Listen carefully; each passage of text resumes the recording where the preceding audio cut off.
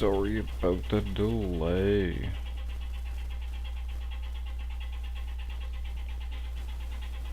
It was just taking me a minute to get a few things together. I do apologize. But we're here now.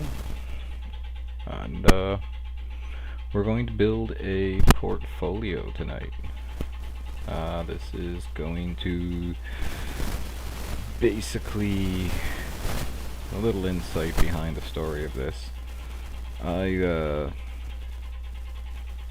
been doing this for a very long time. I've been down the rabbit hole of code back in 2001. I've been down scripting languages, object-oriented languages, database languages. I've been over the hill and around the bend a few times, and I always wanted, it was my dream to make it as a full-stack Java developer. Java is my stack of choice, my language of choice. My stack consists of Java, Spring Boot, Spring Framework in general, databases. I'm good with H2, SQL, Postgres, pretty much a lot of the MySQL databases, some NoSQL databases like MongoDB. I've also, in the front end, I've been doing CSS, HTML, HTML5, JavaScript for a very long time as well. And I've never considered myself as good. I've never considered myself good, I've never considered myself great, I've never considered myself worth it. I had a rough childhood, rough bringing up. I was encouraged to quit and fail, but here I am in my 30s, and I was working a job that I was not very happy with. Well, I can't say that. I was extremely happy where I was, but the work itself, I couldn't do. My anxiety over the years has become worse. My health has deteriorated due to my diabetes. I've got stomach paralysis or gastroparesis, and a whole bunch of added stress from anxiety that seemed to have sparked. And so I decided that I've got nothing to show for myself at this point in my life, and I wanted to take a little pride in what I'm doing. I want to take a little pride in my skills. I want to take a little time to recognize and acknowledge myself that I do have quite the diverse skill set. I've been doing things from front-end, back-end development. I've been doing things like cybersecurity, network administration. I've been on the dark web. I used to have an Onion site at one point. I've been around, and I've done a lot of things. I've done some questionable things. I've done some professional things. I've done some things that I'm not exactly proud of.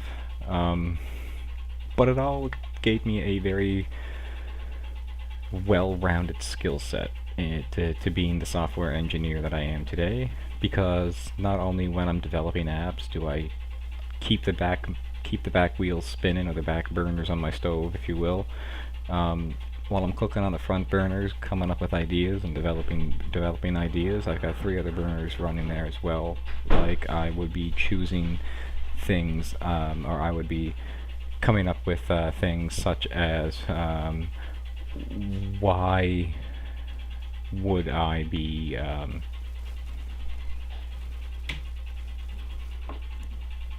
sorry, I just happened to notice that and it was bothering me.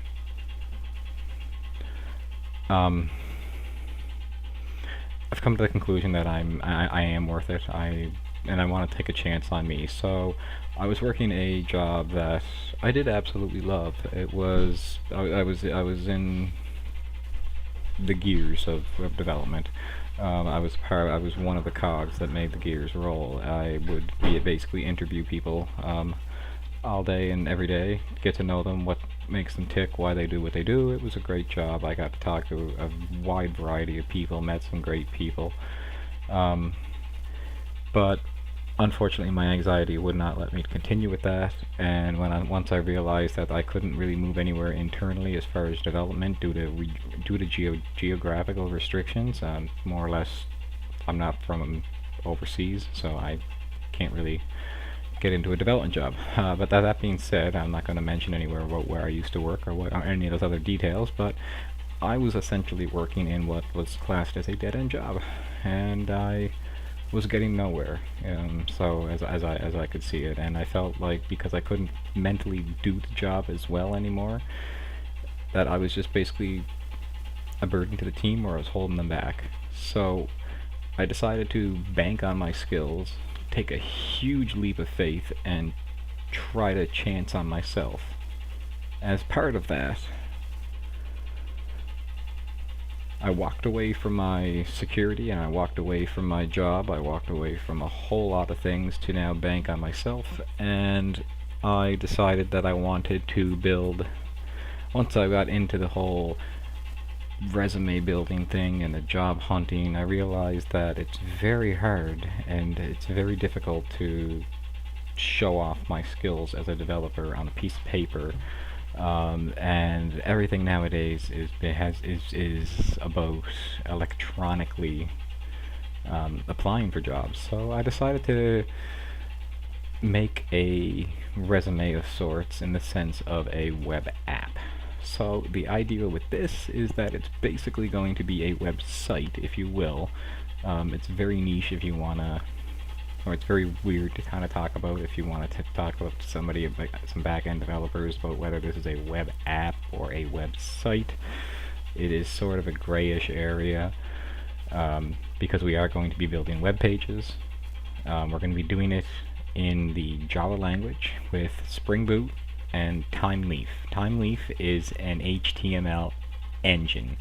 Now, what that means is that it's, in layman's terms, it's going to help us build a website in an object-oriented fashion, just like we do build software apps in Java in an object-oriented fashion.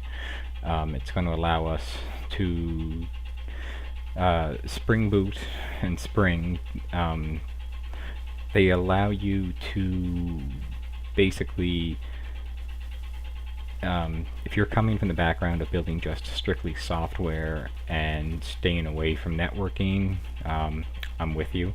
I've been a software engineer for decades. Like I said, I've been doing this for a very long time, a little over 20 years.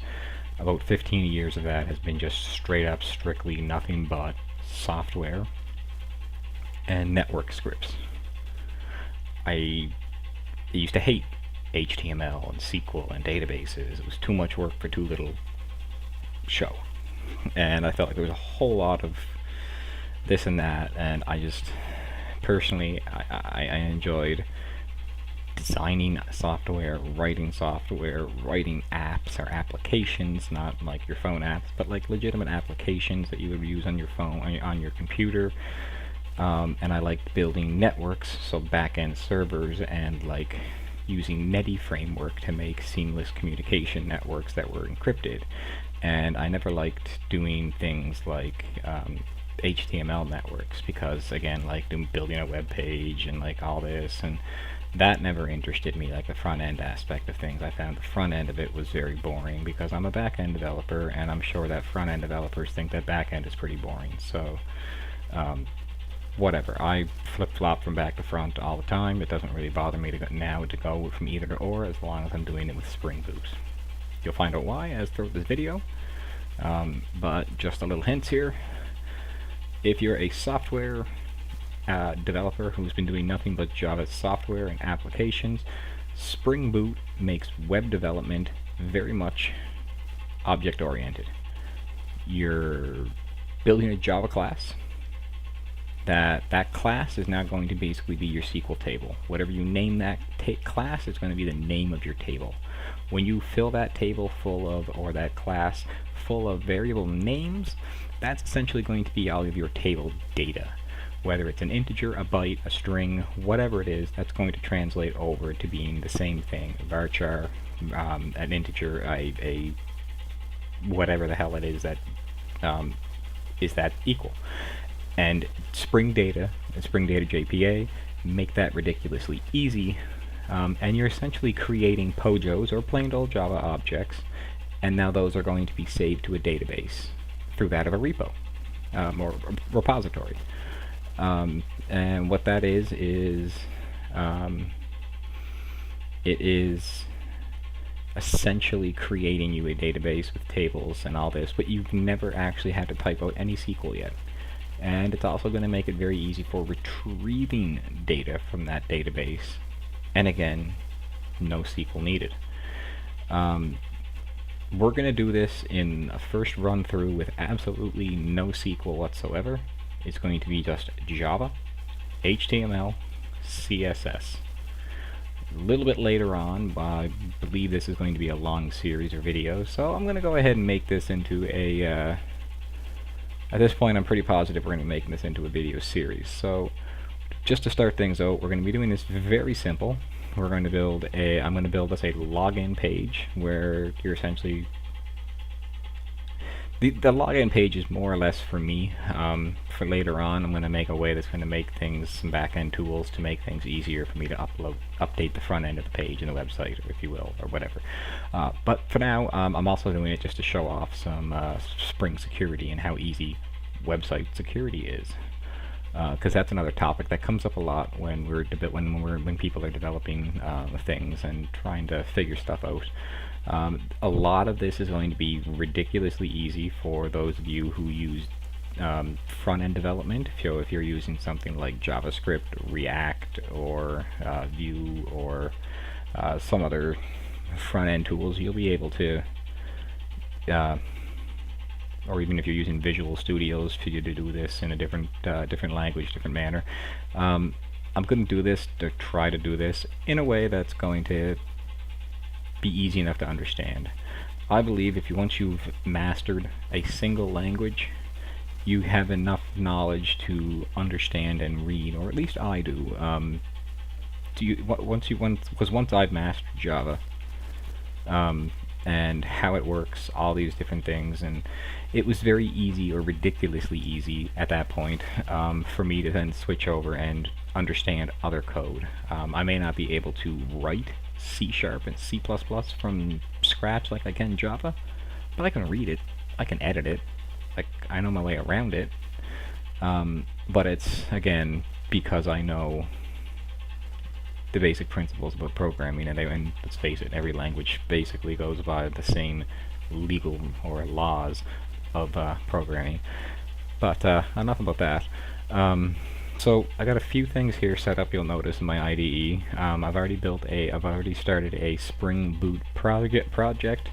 I just made a couple files in the resource here. I just added the CSS folder for our CSS files when we do them.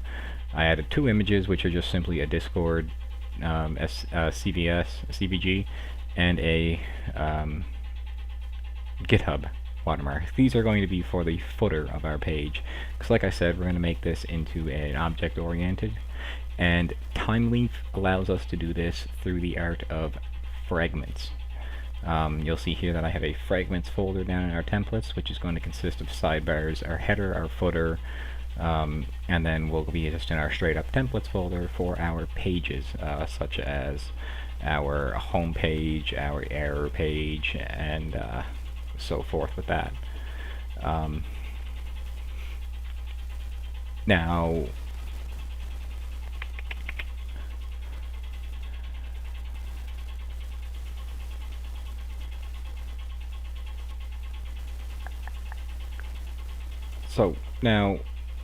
there's a few things that I like to do when I first set up a project. We're going to hop into the properties folder, and in here we're going to stick a few bits of detail here. I'm just going to kind of mute up while I write these out, and then I will just come back to talk a little bit about what I'm doing and why.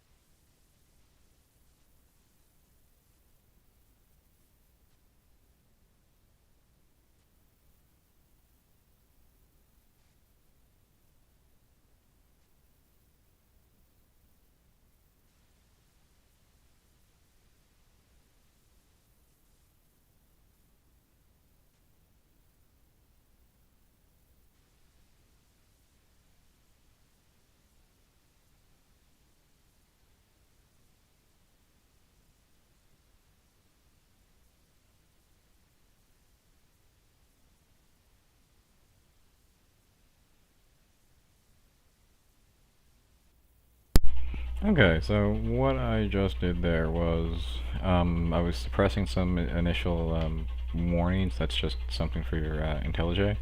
After that, I was setting a management port. This is going to be something that we're going to be using later on in the project. I set the default port to 80, just so that way when we go to our browser, we can just type in localhost instead of localhost colon 8080. That's just something that is surely for simplicity. We're disabling the default error white page because we're going to be writing our own. After that, some actual like application settings I've just set up as debug. That's just something that we're going to be using when we make different profiles. Because, for example, when we're in our development profile, we're going to want the debug to be true, and when we're in our production, we don't want it to be true because we don't. That's going to be something that we're going to be using for like printing out error messages and such forth. So that like, and the reason that we're not doing that in our production is that regardless of how quick or simple it is to print something to the console, in a production state, generally only sort of critical things should be printed, not like all sorts of logs like we're going to be printing in the development section, because it's going to have more debugging printouts, not just like regular printouts. Critical printouts will be things that just get logged out and printed. However, we'll get into that as we go through. By default, we're going to set the logging level to info, so that we just want simple information to be printed out. Again, this is something that, again, regardless of once we go into production state, it's going to have something of just critical or fatal errors that are going to get printed. And again, that's regardless of how simple it is to print something to the console. Reducing the amount of printouts is going to reduce the amount of overhead that is used by the actual application, because let's face it, even if you're asking it to print something out, whether it be a simple line, a big line, a paragraph, whatever, why be a paragraph, it takes up resources. Hands down, regardless, it takes up resources. Depending on the application you're making, really it might not matter. If you're doing something for yourself, personal, whatever, it doesn't really matter. But when you take that thing into consideration of being a large-scale application, like a company or a business that's using something, you really want to be careful on the amount of, say, printouts that you're doing, because you say, you know, if it takes next to no resources to print out something for one user, if a whole bunch of stuff's getting printed out, and let's say there's a whole bunch of users using it, then that little bit of impact is going to be more like a baseball hit than getting hit with a ping pong ball. So like, you got to take into consideration things to scale, because like, for example, if you had something simple like a printout that, hey, let's say you were printing out every time a user loaded a page on your website, you were printing out just simply the IP address or the connection user that was logging in. Not a big deal in production or in development stage, because again, you're going to be testing things out, and you generally want those, but you're also a single user. Whereas if you're in production mode, and let's say your website's getting like 2 million hits a day, that's like 2 million printouts every time, or like that's a lot of printouts, like whenever people are loading pages. And if that's, say, 50,000, 60,000 page loads an hour, that's like 60,000 lines of code getting printed out that doesn't need to get printed out per hour. Again, it's as if you were to get, let's say, hit with a ping pong ball.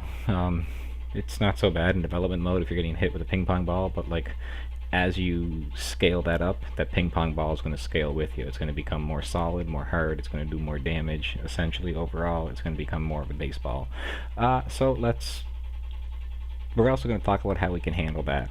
Spring has a great little thing where you simply just have to tell it the profile that you want to add it, whether it be dev or prod, and then this application dot properties, you can actually simply make that application dash profile name dot properties, and Spring is smart enough to know which properties files to load. So, like, for example, we're going to copy this, paste it here, we're going to call this application-dev, and it's quite simply going to be the exact same thing. But now if we were to copy this, paste it, and if we were going to go prod, say, now we're looking at, okay, for example, we're going to be changing things up here for none. We're going to be changing this here to false. Info would be getting set to something a little bit more like, you know, we'll call it fatal errors. Here would be getting changed to a production database. Again, this one here would be dev. And also we would set up something a hell of a lot more secure than this for our passwords. But now, say we wanted to run this on, and now for the sake of dev, we're going to say true for allowing others, which basically what this means is that for the Spring H2 console settings, do we want to allow somebody to connect to it that's not from the local host or the 127.0.0.1 IP? Setting this to true is just going to mean that, like, hey, my buddy, like my other laptop in the host can attempt to try to do this to see if it helps, to see if it works. So something like dev, we're going to make, for the development process, we're going to be doing this. What this means here, that I changed to none in production, what that is, for example, just trying to think about how I can word this, that's not going to be confusing. If we make changes to our POJOs that I had mentioned early on, that are going to be used as the class, because when we're looking to make a database entry or a database record, it's essentially going to be a Java class, a plain old just Java class. The name of the class file that we name it is going to be that of the table in said database, and the variables inside of there are going to be the table, or the table data, or like the column names inside of the database. So I'll show that to you very soon when we create a simple profile, because a profile is going to, a user profile is going to be something that we're going to be using to display just what just how easy it is to do some back-end database work with Spring, and just how simple it is. But for now, running through the rest of these settings, the data source, this is just simply a JDBC connector, or JDBC. We're telling it that it is of the H2 driver class, and we're telling it that it's going to be a file, because you can do in memory, you can do file, and other such things, and then we're telling it that the file is going to be located at the root of this project inside of a database folder. So we're going to go new directory, and we're going to call this database,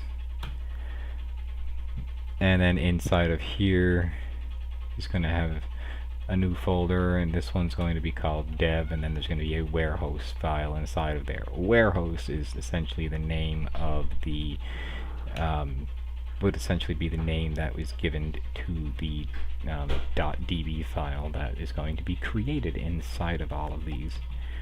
But you'll see that through the database file there's going to be 4 different folders, there's going to be 3 different folders, there's going to be 3 different DB files, or database files, that are going to be created inside of those. We're telling the Spring data source that we're using the driver class of H2, and we're setting up a default admin and password for logging into our admin control panel or our H2 console. So we're here telling it that we're going to enable it, and this is the path it's going to be. So it'll be like localhost / ACP, your admin control panel, which is what I meant about being allowed to be accessed from older networks. And this is going to be basically our control panel for the database, where you're going to be able to actually go in and like punch in some SQL code. And if any of you have ever seen PHP My Admin, it's going to be something very similar to that, but it's kind of preloaded and comes packaged with the H2 database and with Spring Data. So now that all that nonsense is out of the way, I am going to be dumping in some additional nonsense. This is going forward in one of our future videos. We are going to be tampering with Discord registrations or Discord integrations, so that, you know, that little sign in with Facebook button or sign in with Google button or sign in with your GitHub, I'm going to make us a way that we can log in with a form-based username and password structure, or we can simply click on we're going to make a little Discord button that's going to be sign in with Discord. And in order to make those possible, we have to bring in some security scopes, and in order to do that, we're going to be toying with OAuth. This is our dev one. Yeah, okay. So this is going to be some OAuth Discord registration, and we're going to go with Spring Security Authorization. No. OAuth 2 dot client dot registration. We're going to duplicate that a few times because we had a couple of things to make here. There's provider.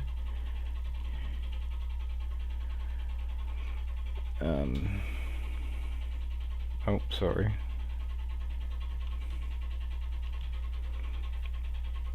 First there's Discord, which should have been what we duplicated. And now we have the provider, which is going to be Discord. We're going to have the client ID. Whoops. Client ID. And the client secret.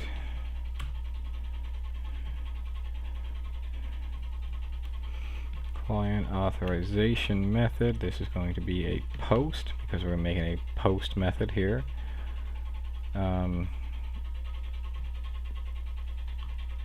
Authorization grant type. This is going to be an authorization code.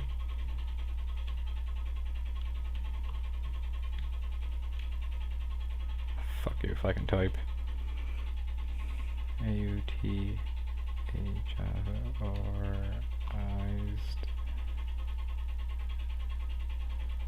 authorized code? Authorization code. Authorization code. Then we need the scope.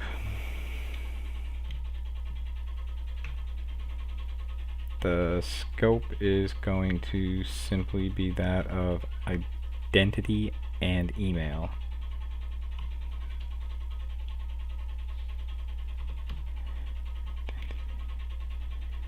And email. After this, we're going to need to know that we're going to need a redirect. So this is going to be after the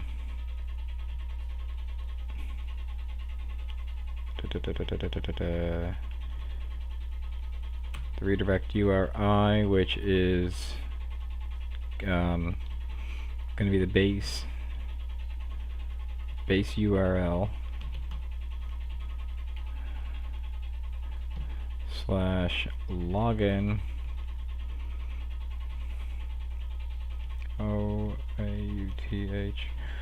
OAuth 2 code, and we're using Discord. Okay, so now the other thing that we're going to need to do is the sign in option. And this is basically some things that you get straight from Discord. And this was...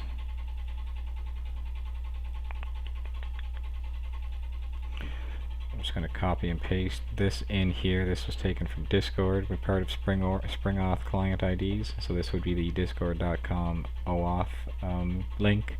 This would be the token URL for Discord, and this would be the user's user link, which is just the Discord API.me, as well as what we're looking to get from them, which is going to be the username of the user that's signing in with Discord. And that's it for that. So we're going to copy all of that right quick, because I'm not retyping that, let's face it. Boom. Okay, so we're adding that into the production as well, so that we can use it in production.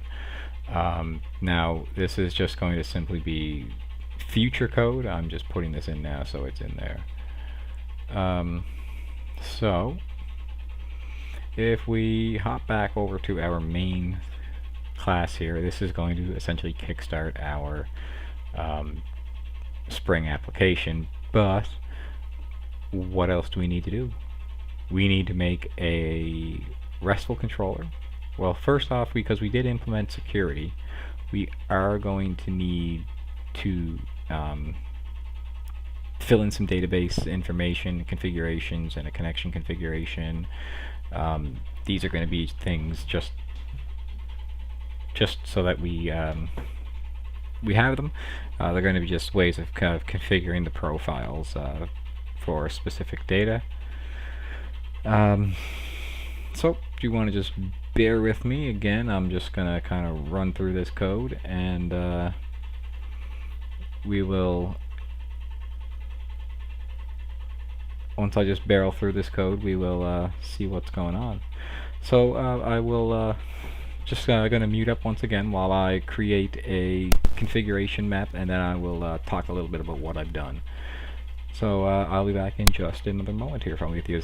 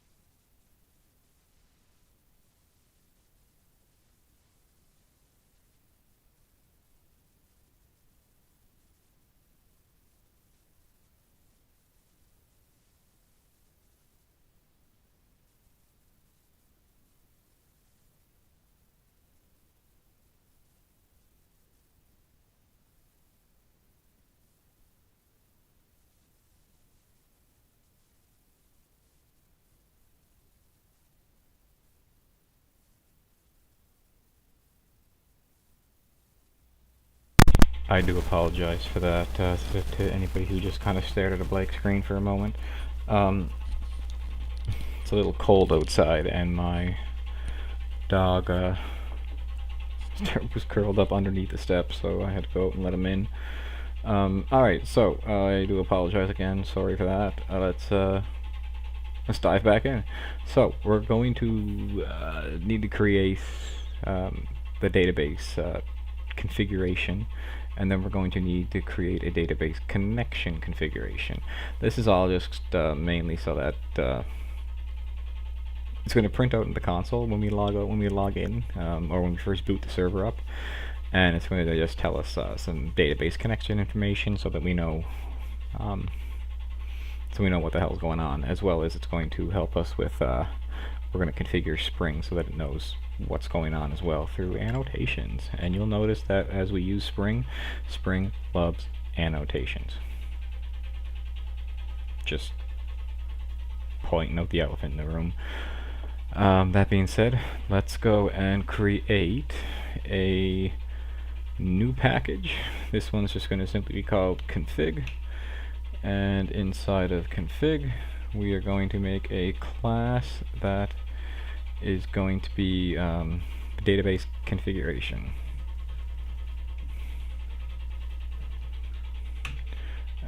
Okay, now in here we're going to drop in the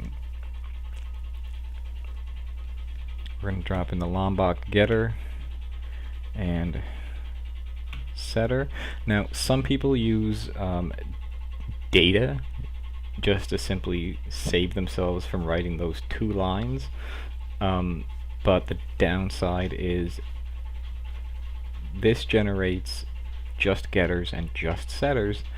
Data also does generate getters and setters, but it also generates a toString and a hash method. So it generates a couple of things that we may not necessarily want to override by the default, or may cause just some unexpected reactions in the future.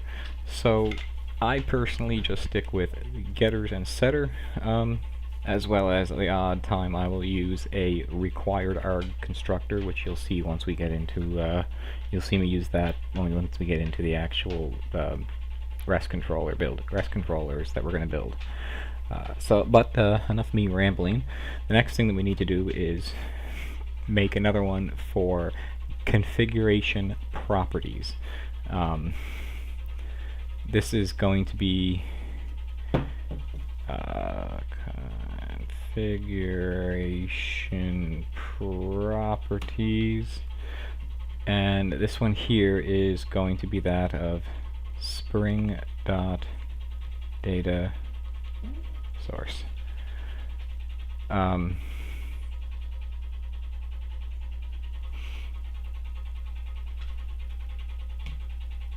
Not sure why I'm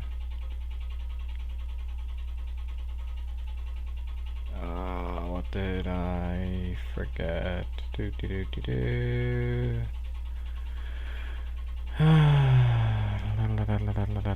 Tell me I forgot to enable properties. Oh yes, that comes later. Okay, sorry, I forgot about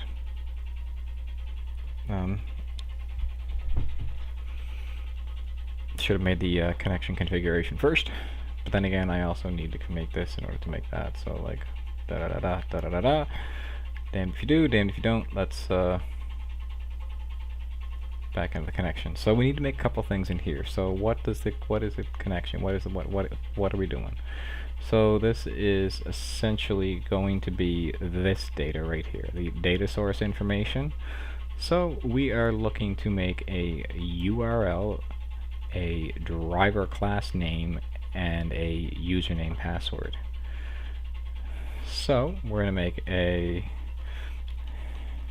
private string. This is going to be the URL, or URL, apparently. So that's going to be the URL. We're going to go ahead and duplicate this a couple times. We're going to have a driver class name, a username, and a password. Alright, and that's it for that. So next we are going to be making our database connection configuration. Can I type and talk? I think I can, apparently. Woohoo! Alright, so next in here we are going to yet again make this a this is where we're going to be making the database configuration, and we're going to be coming into here, and we're going to have a private final database configuration. I'm going to call it database configuration. Okay, this is going to be required args constructor, just so that we can hotwire this, or auto-wire this, not hotwire. We're not stealing a car. This here we have to tell Spring that this is a configuration,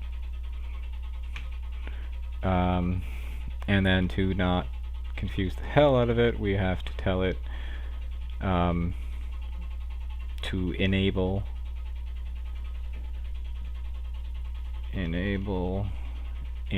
oh my god, enable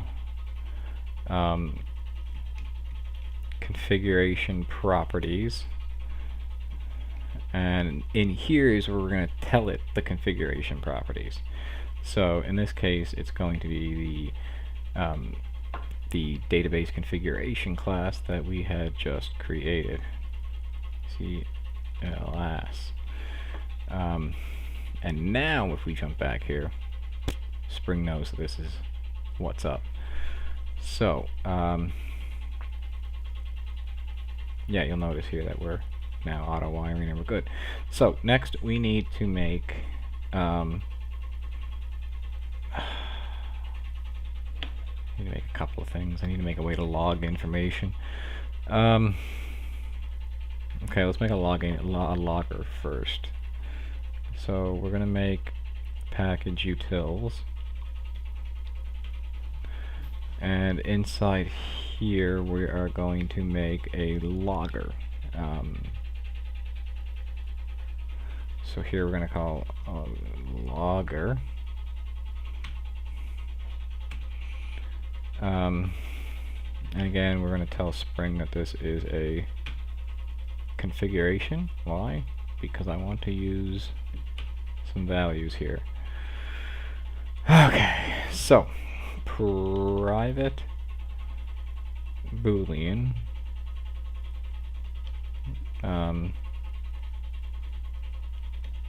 debug mode.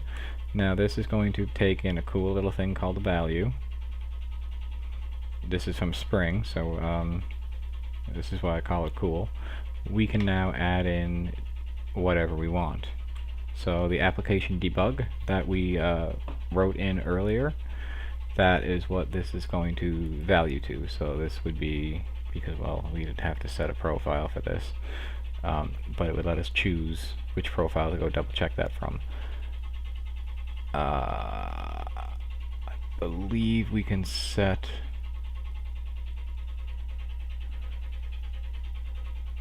no, maybe it's in the configuration.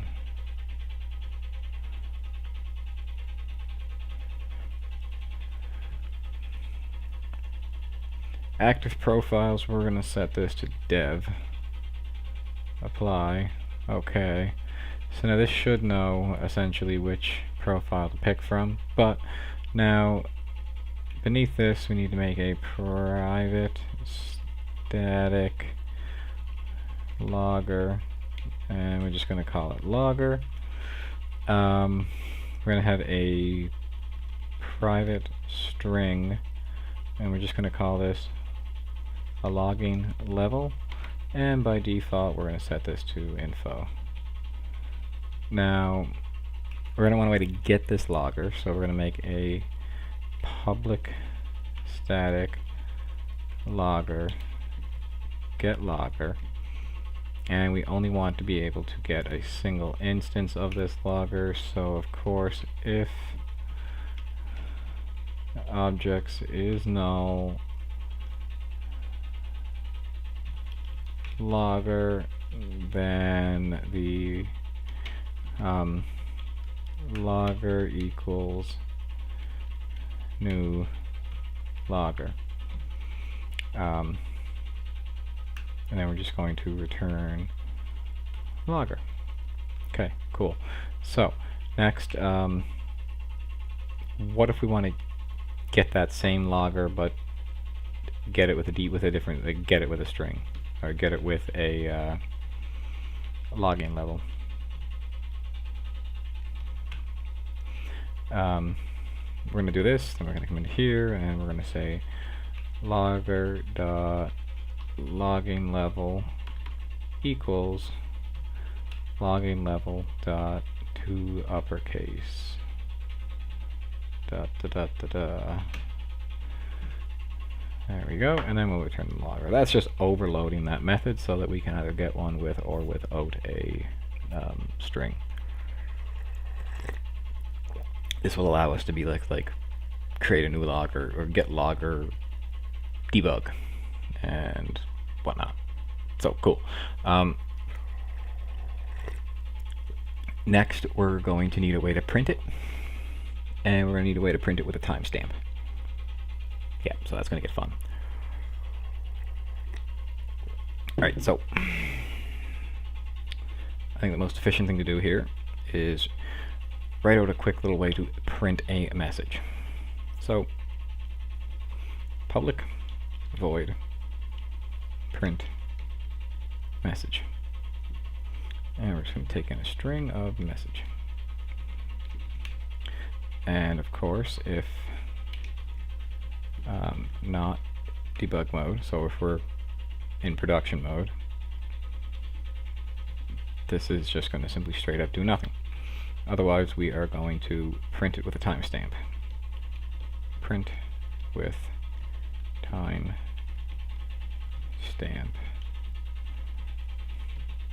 message. Cool. Now, what if we want to print something that's, well, technically we're not going to do that. Okay, so let's private void print with timestamp message. Alright, let me bring this down here. So now we're going to need to make a date time formatter. That is going to be a date time formatter of pattern. Alright, so now this is going to be the pattern of the timestamp that we want to print out. So we're going to go with the year, the month, the day, add a space. We're going to go with hour, hours, minutes, seconds, so that we have an idea of when they printed it. So next we're going to need to make basically an instance of right now. So we need to do a local time date dot now so that we know this is so that we have an instance of right here and now, so that we can tell the date time formatter, hey, yeah.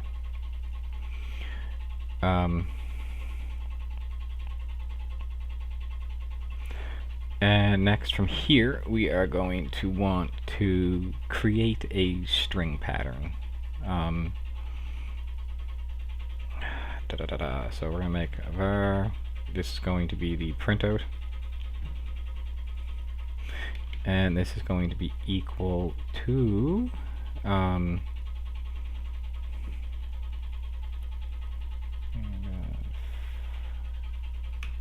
formatted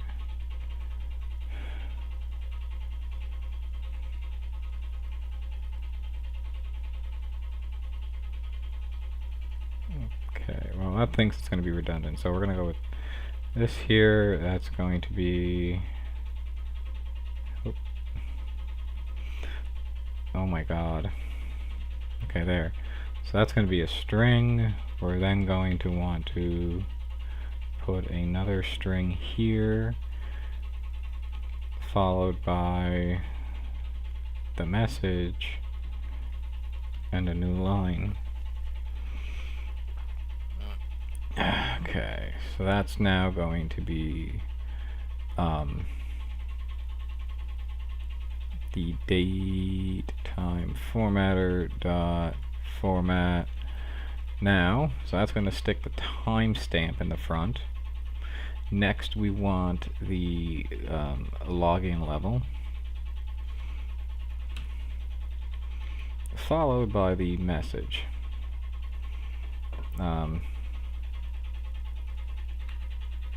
And then from there, we're just going to do an system out format, and this is going to be printout. There. So, what this is now going to do is give us a convenient little time, say info, error, warning, whatever we send through there, followed by the message. So, the only other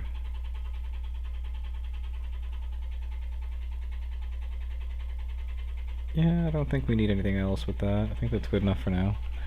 Good enough to get us started anyway.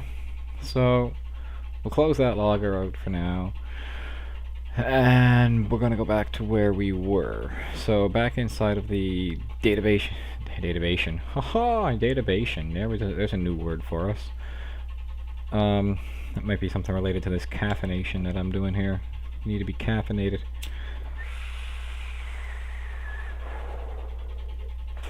So, we are going to start out by making a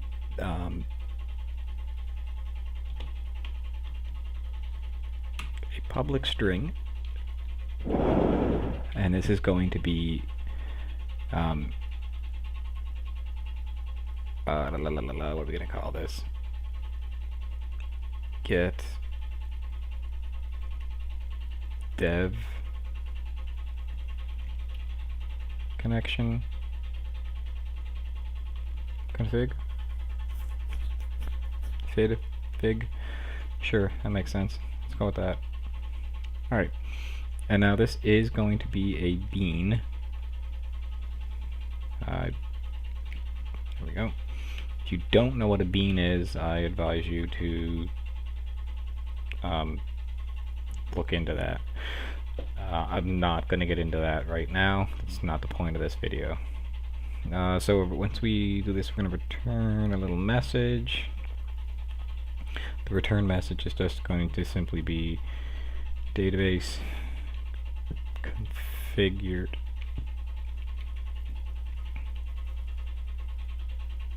for development.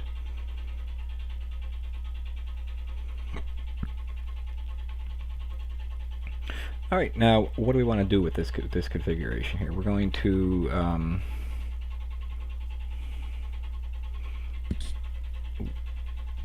well, basically we're going to be letting things know that the database can, well,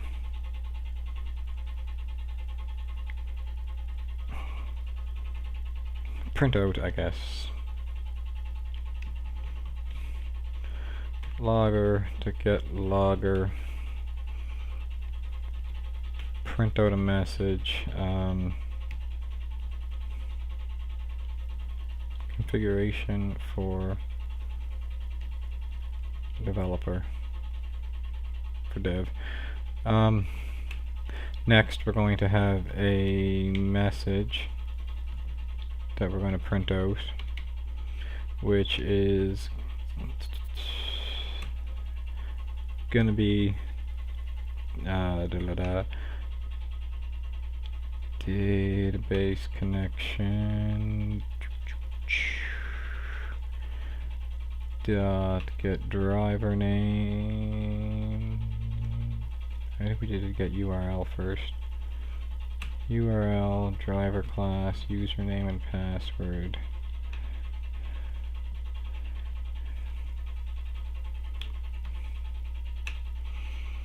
Okay.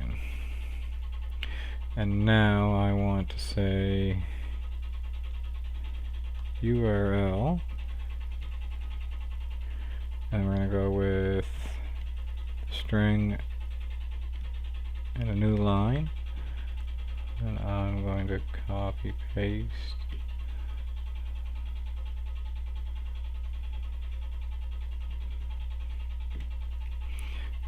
this was URL, and we'll driver class name,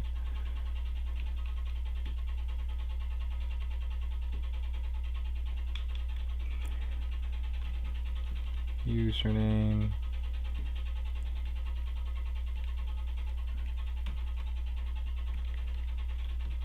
password.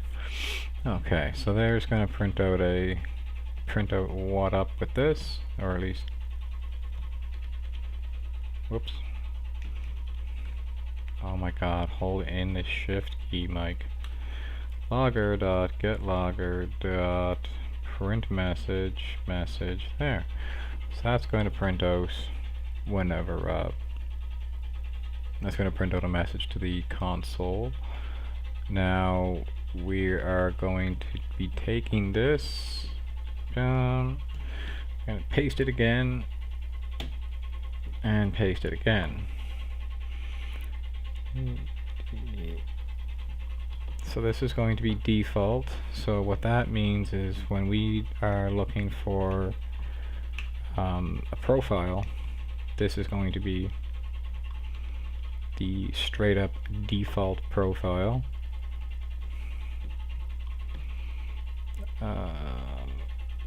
Copy that, paste that. This one here is going to be prod, and this bad boy is going to be dev. So now it's asking us to change this. So there. Now we're setting this up to the developer's profile. If we were to run this in production, it's going to run this. It's going to run this, and you'll just notice that the default printouts. It's just going to be another way that we can keep track of what's going on. Sorry, I can't talk, type, and think at the same time. It's going to help us identify which data source we're connected to in the console printout, and I'll show you that once we actually run something. So there's the configuration, there's that configuration, the next bit of configuration. Yes, we're doing more. I got you following me. Okay, so this one here is going to be web security configuration. Alright, so what is this web security? Well, I'm sure you all know what web security is, but let's talk about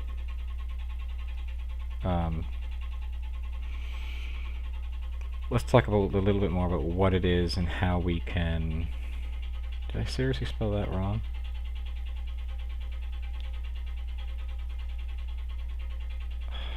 I swear it's been a day, guys. Like, if you're watching me shaking your head right now thinking, what the hell is this guy doing? It turns out I need more coffee. So, what are we doing here? We're going to be creating another bean. This is going to be a security filter chain.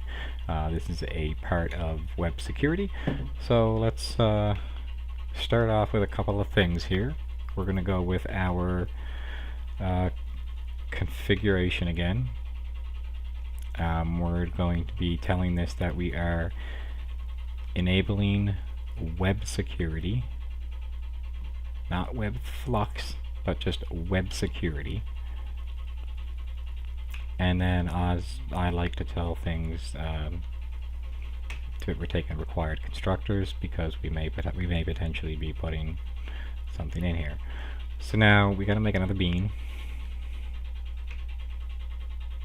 These are just little coffee beans. That's all you need to know.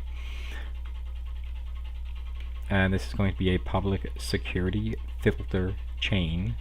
So security F-I-L-T, oh my god, filter chain. Security filter chain is good enough. This needs to take in a parameter.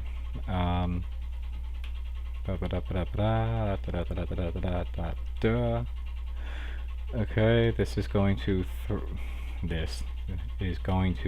throw an exception. Then this is taking in an HTTP security.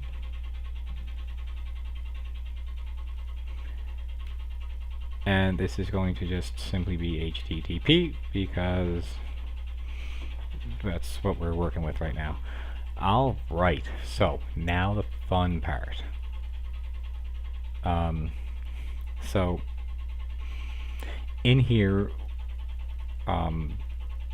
is where we're going to build a security chain of events. This is going to be essentially whenever somebody tries to go to any of your endpoints, we're going to be applying filters to this. The first one is going to be something that we're going to be disabling the cross-site reference scripting, or reference forwarding. It's going to be something more or less so that we can get ourselves into the back-end console, basically. We're going to disable that, and then we're going to authorize any HTTP request.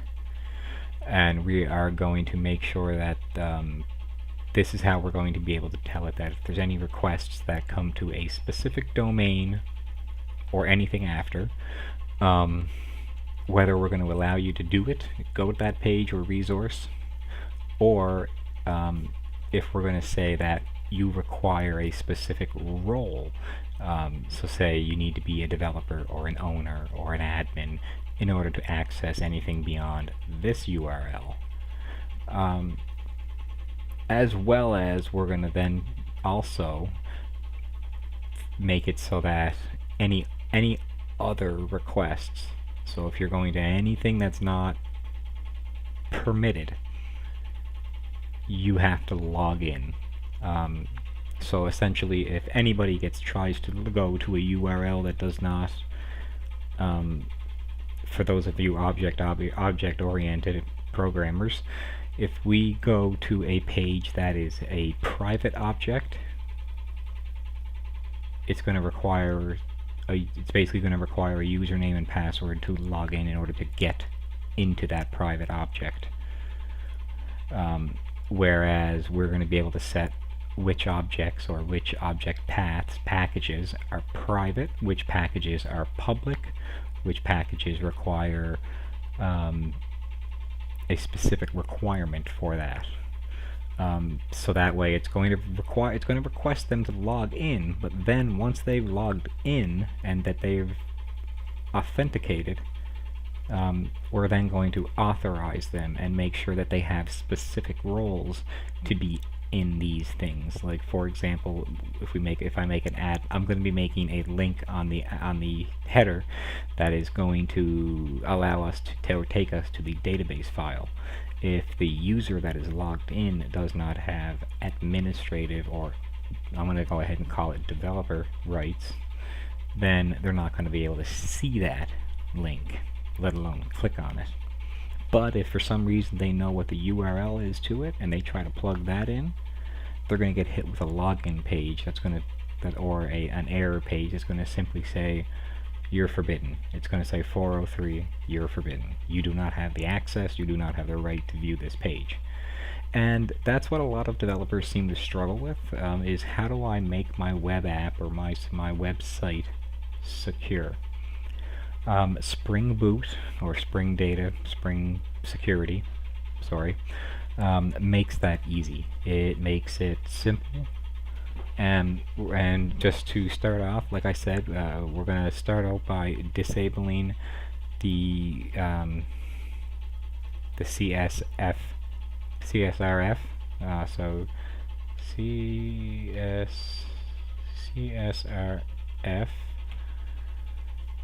and we're just straight up going to disable it.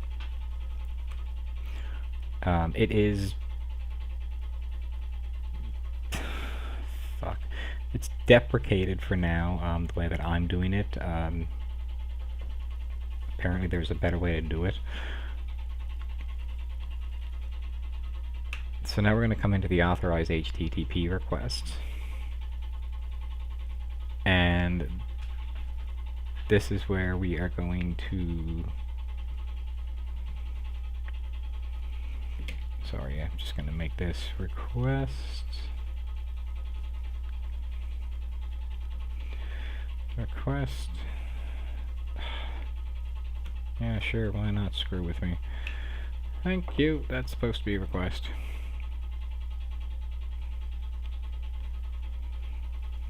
So, any HTTP request that comes in, we're going to do something. This is where we're going to make a try. Okay, and here comes the request dot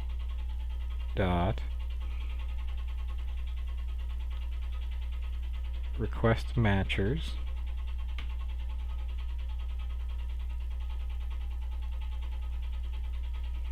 and let's break this up so it's going to be a little easier to see.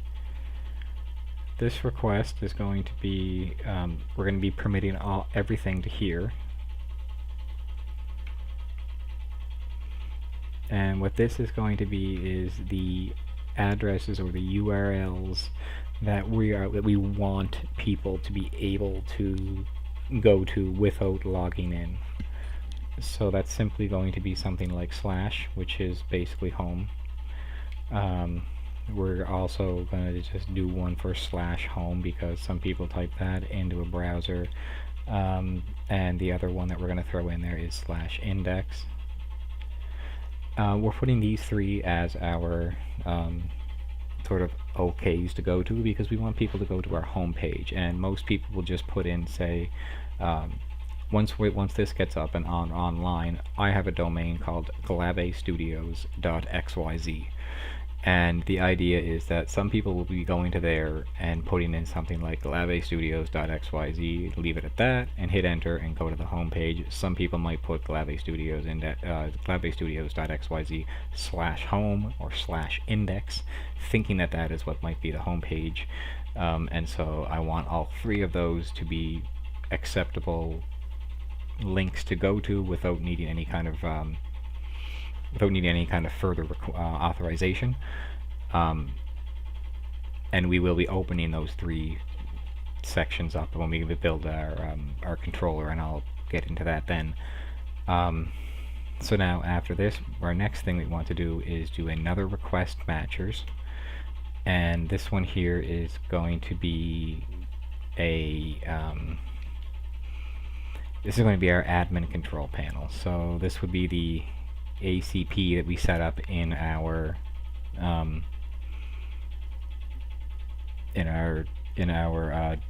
properties file. Now we also want, because there's going to be many links beyond that, we want our users to be able to go to everything beyond there. So a slash and two double stars acts as sort of a etc., if you will. And what we're looking to do here is we want to actually make a check to see if the user has any role, and the roles are going to be developer, or for example owner.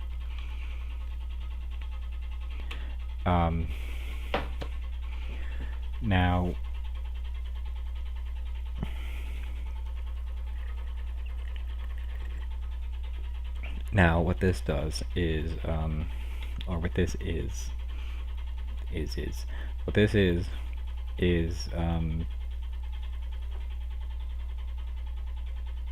let me just clean this up a little bit. It looks kind of grimy. Okay.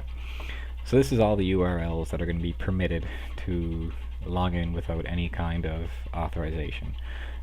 These URLs, or this URL, is going to require somebody that has that has already been logged in and has the roles of a developer or an owner. Now, the HTTP roles of role underscore is technically taken off at this point, so it's not needed to have that as we assert the roles that are going to be coming through here. Now, we're also going to have another run that is going to be for the profile. That is just going to be straight up profile. There's not going to be anything after that, no other fancy links at this point. It might be in the future, but we can come back and edit that later. This one wants to see if we happen to have, if the person has a single role, because doesn't matter if they have any other roles, they have to have at least this role, which is user. If they do, good. Next, we're going to simply any other requests, whoops, ANY, any other requests, we want them to be authenticated. And at this point, we're going to do forum login dot permit all, because that's going to be that's going to be setting up things such as our login page, redirect page. I see they've deprecated a few things in this.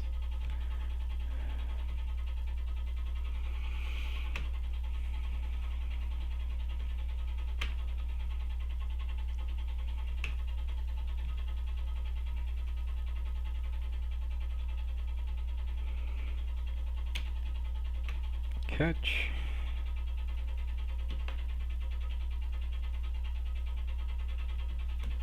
Exception.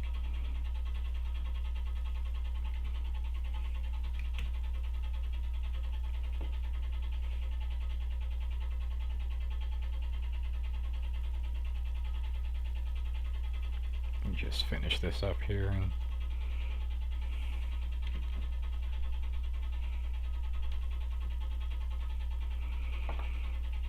okay, do all that,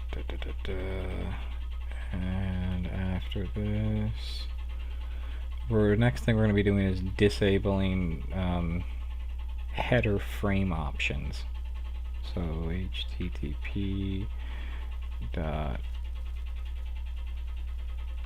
headers dot frame options disable. And I do apologize for the fact that these are deprecated versions. That is because I am using a slightly different version of Spring security than I have in the past. Typically I've used Spring security or Spring 3, and I believe this one is 3.2. Yes, this one is 3.2, and generally I use just 3.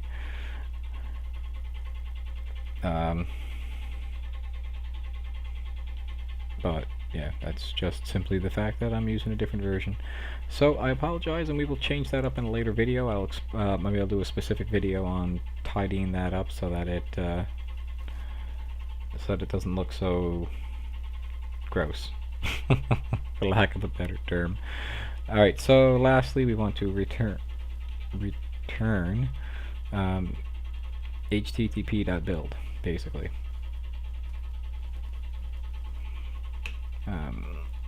There we go. And that is going to return our security filter. Now,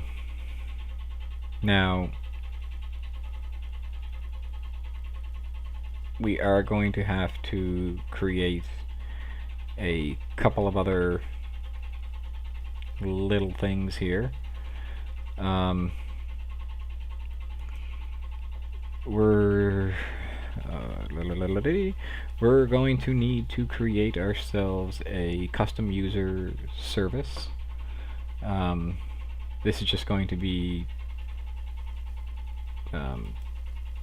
something that it's going to hold our custom user details, which we are now utils, boom, let's go into here, new package. This one is going to be, what are we going to call this? Data, I suppose, for now, because I can't think of anything better to call it. Now, inside of data, we need to make a new class called custom user details. Custom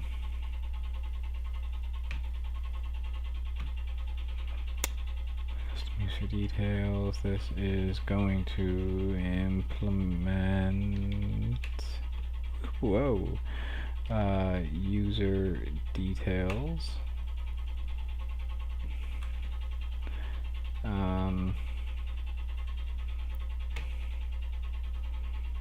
Okay, we're going to do that. We need, I believe it, what the hell else am I missing? Okay.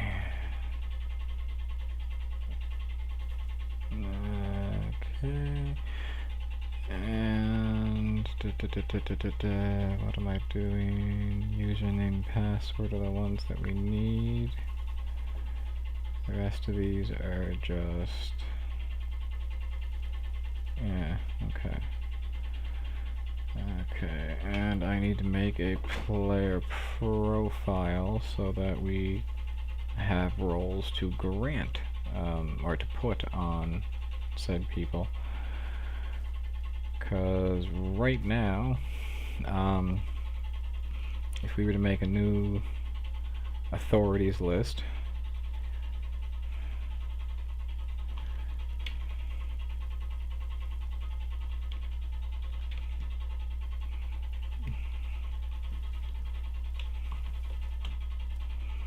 and this is going to be simple granted authority.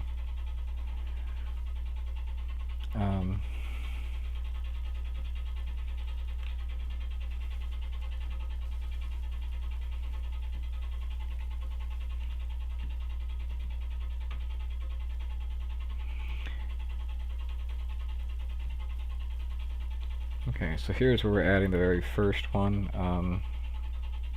So essentially we're going to be making a list of authorities, and then we're going to be adding in this first authority, which is going to be a user.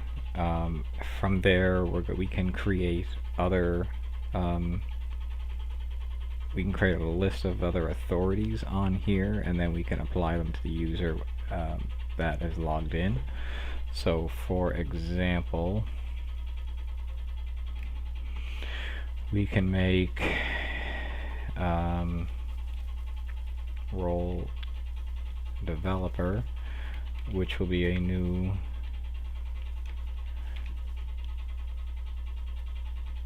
simple. Okay, and we're going to call this role_developer. Okay, we'll do another one, and we'll call this one role owner.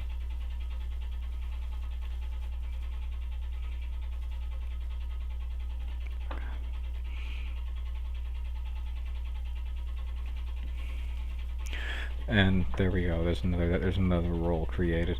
So you get the idea that we can create as many roles as we want here, and from here we can do a couple of checks. So I am going to need to create a player profile first. So this is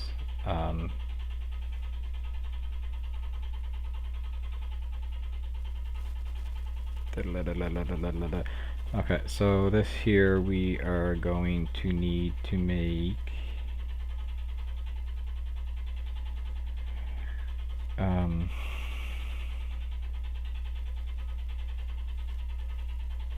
okay, package user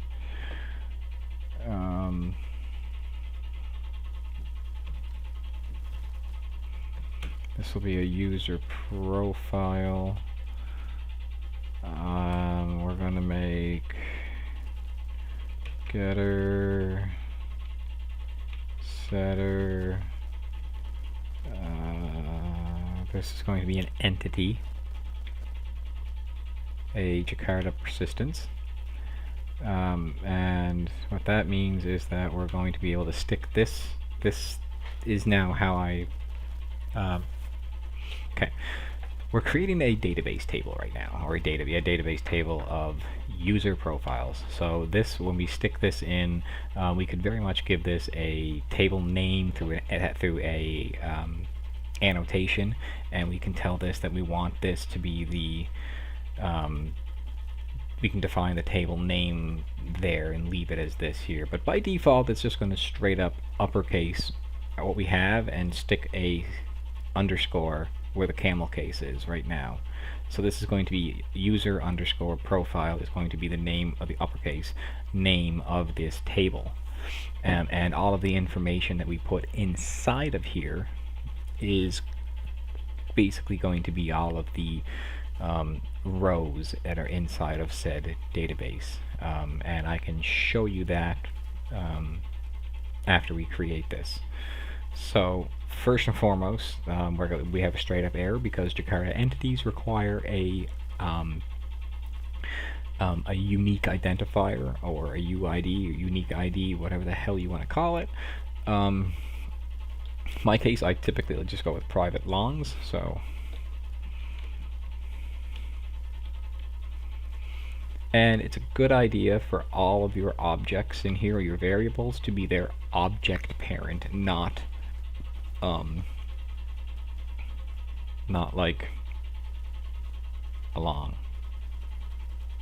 It should be a long. And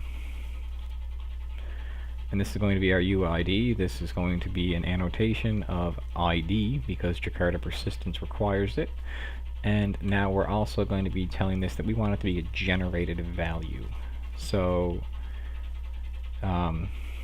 this is going to be a generated value, and the value of that,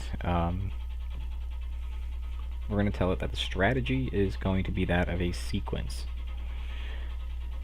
The difference here is you can either call it identity, which means you can specifically state what you want it to be. You can use it as a sequence, which will essentially just keep the database itself will keep track of the ongoing number, basically, so you don't have to do it yourself. There can be a UUID, which is just sort of a generated value that gets put out there. We can use it as a table, which would be it's pulling these informations from another table within a database, and that's a little more advanced than what we're looking to get into for this video. The other option is to use auto. Auto just basically lets the database, for all intents and purposes, when I'm just sort of referencing things like as the database or the system, or like the, I don't know, the, yeah. Anyway, that's just me mentioning that Spring itself takes care of all of these under the hood elements.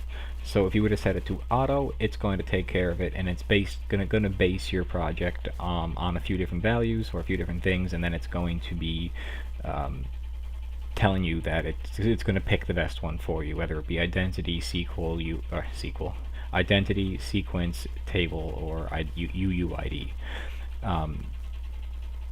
Again, my case, we're going with sequence in this time. Now, another thing that this is just going to be the remaining information that we're going to put in here. So, like, what general information are we going to be collecting from the user? It's going to be private string there's going to be a username, there's going to be there's going to be what I'm calling an encrypted password.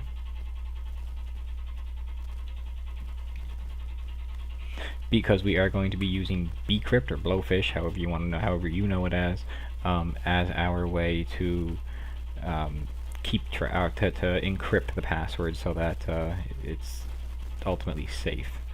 There are a couple of other little things that we're going to do here, which is a private string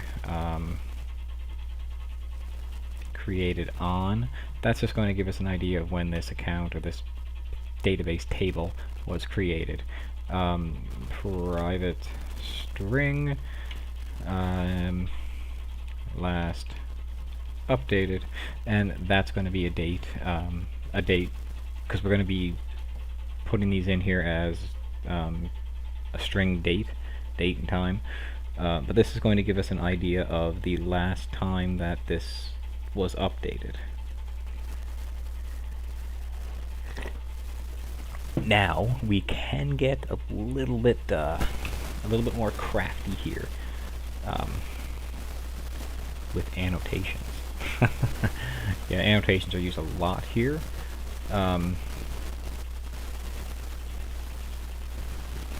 This one we're just going to call it date-time format, and this one we're going to do basically what we did in our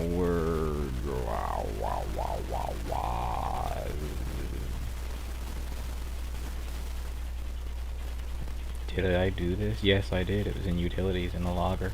We're going to be doing this here, taking this same one. I was just about to say, was this a dream? Did I not do this? Thank you, JDA. Yes, if you happen to have JDA with Spring, you'll get a neat little database table there that helps you with life. Date, time, format, why are you... There we go. And we're going to copy that and drop it here. So now what this is going to do, this is going to reassure that the strings that we're placing here are going to give us the year, month, day, hour, minute, second of when the account was created and when it was last updated. These are usually some crucial information, just because it's nice to know if you happen to go back later on and say the user edits their database or edits their profile later on. Again, I don't really know why in my case I'm doing this, because I'm just making a portfolio, so to speak. But this is something that I personally do in just about every database record, if you will, that I create. It's a great way to keep track of when database tables records were added and edited. It's a fun word to say. So, username and encrypted password. For now, that's about all we really need to keep in here. Once we add more information, we will come back and get that. We'll come back and get that at a later time. But for now, we want to go back into our user details, and we are going to... Where's my user details? My user details, and in here, I apologize if I'm a little bit everywhere, guys. I'm also listening to some music, I'm smoking a little flower, and I'm having a little bit of a good time. And hello, sorry, I have been, wow, missy note on chat. What's up, Skrills? Hello. Hi, Ark. My damn, it's been a minute. Hope you guys are good. Sorry, I was kind of ignoring chat. I am smoking a little flower, having a little coffee. It's been a good time. I've been excited as hell to do this video, so I might be a little bit everywhere. I apologize. But, so, not gonna lie, for those of you from the private server scene that know me, this will be a great way to develop your login or like integration system, so that like if the player logs in to your server, you can send a post request or a get request to see if this user has a profile, has an account, and from there it can actually, if you have the Discord bot sort of thing integrated with it, you can actually do things like pull the Discord user and check to see if user has set roles from Discord, and also for my private server fans, that is actually a video series that I'm going to be doing very soon. Is a way to up your private game. But yeah, diving back into this.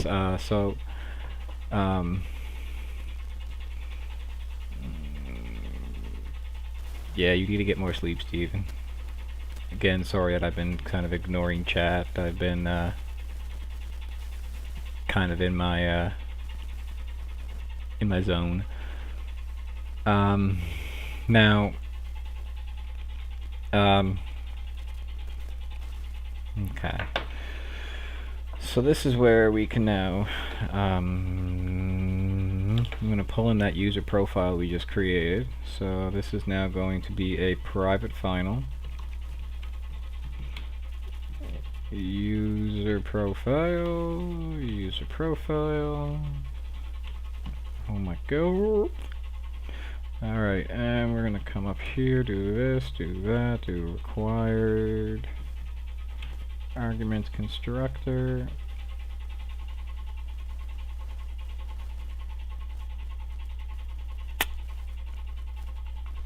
No, I can't do that.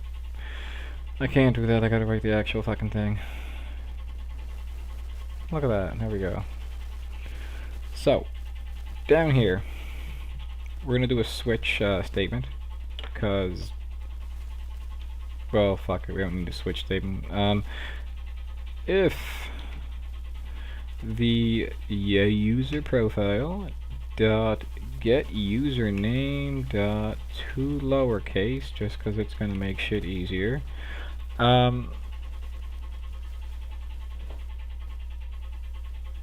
my god.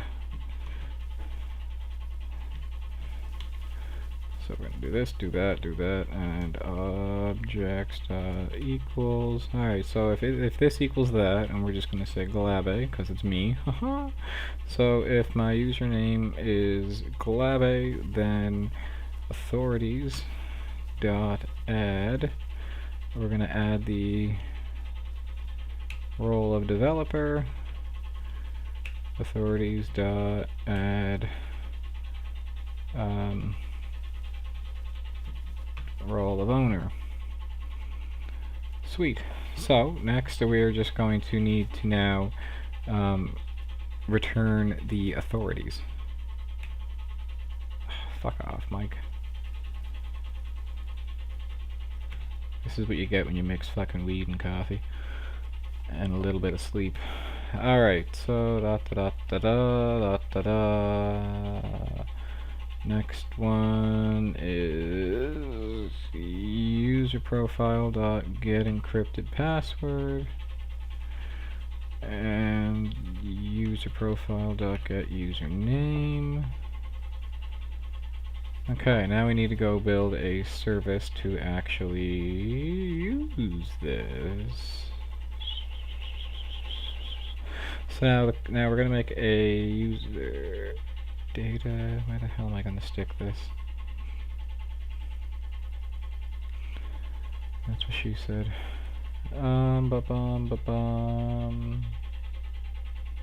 New package, studios,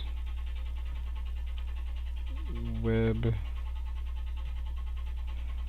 services, web service. Or sorry, I should have really thought about this beforehand about where I'm sticking packages and data and yada yada, this and that.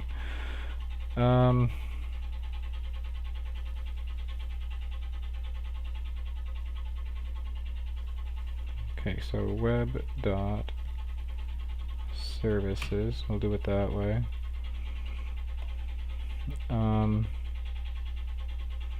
New class, custom user details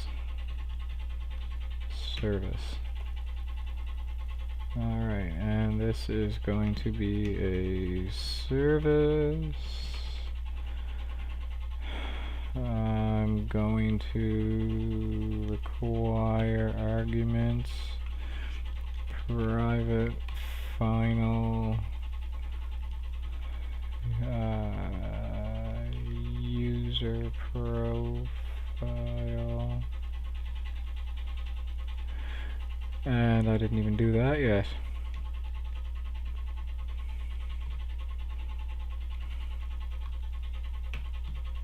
Okay, we gotta do that. Into you? No, that's not you. You is where I need to go. Son of a... Closing out of the wrong shit. Create repository. There we go.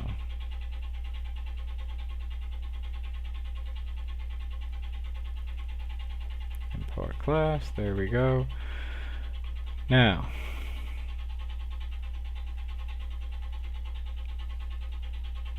this is supposed to implement something.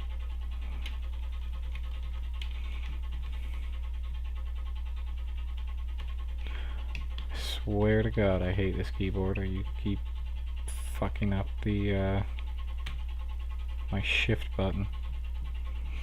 Okay, so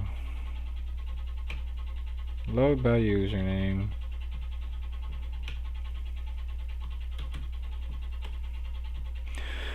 Alright, so here we need to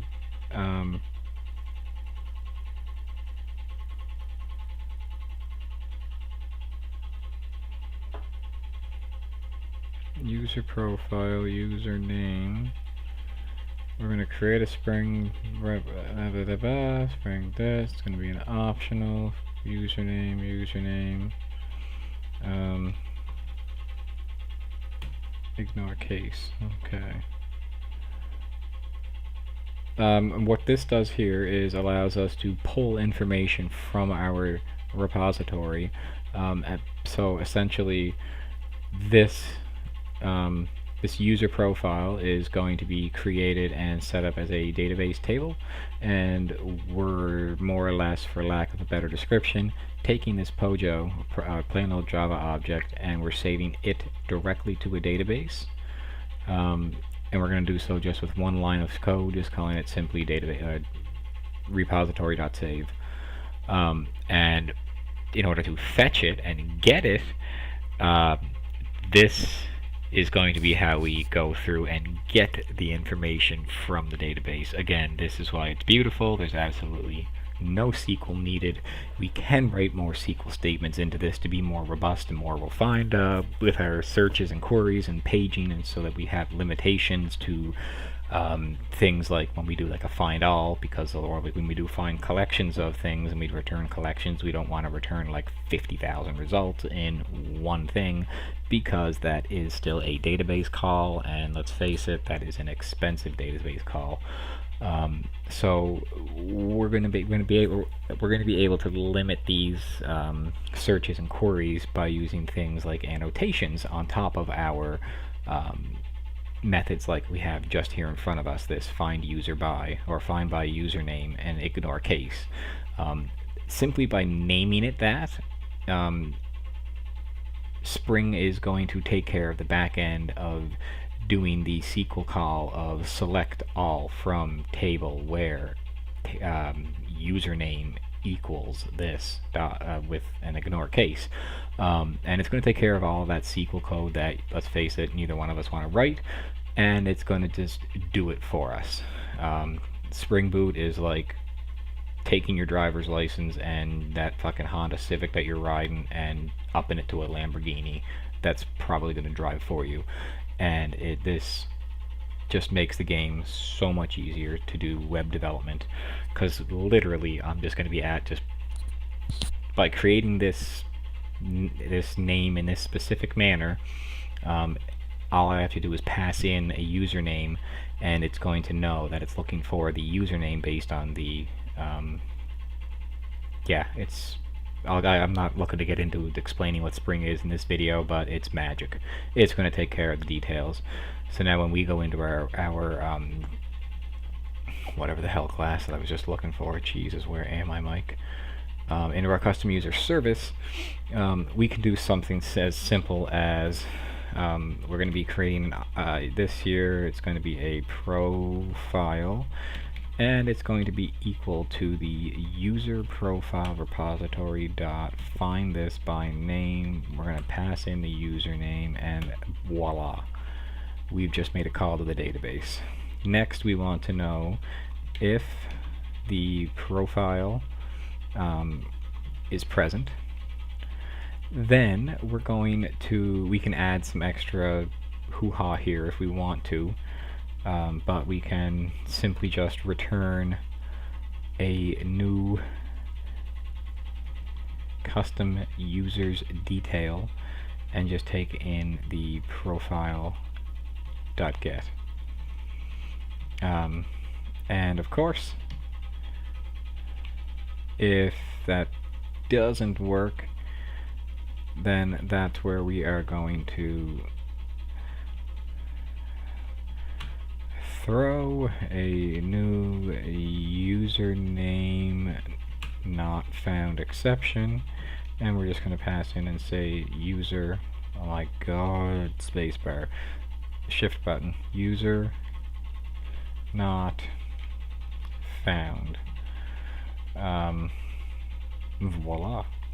And voila, we've just successfully queried our database for a username based on, for a user account based on their username.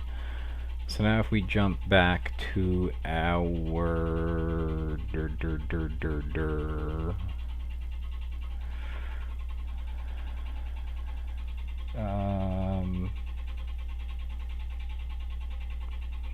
where are we looking to jump back to?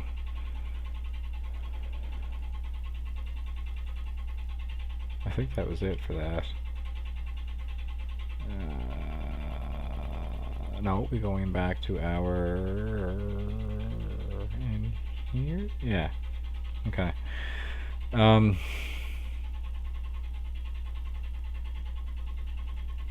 Yes, we need the user service, or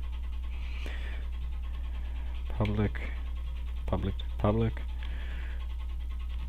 user details service get user detail. Oh my god, fucking shift key. User details service return new custom user detail service.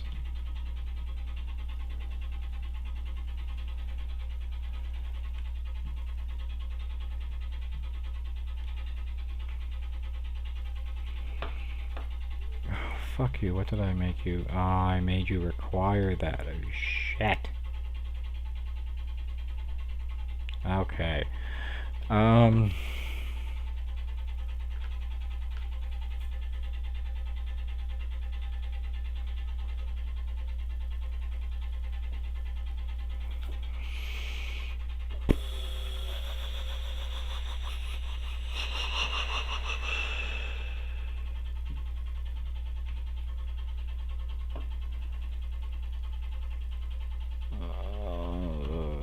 Try this. Where was I with that website? There we go. Okay. And the other deal that we need here is a bcrypt password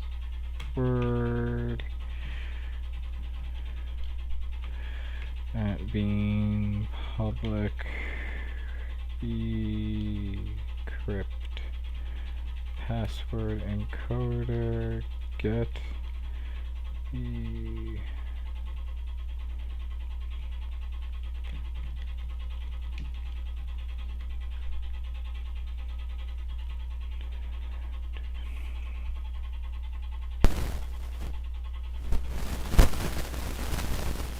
wish I could play my music in the background here too that I'm listening to, because I'm just fucking vibing.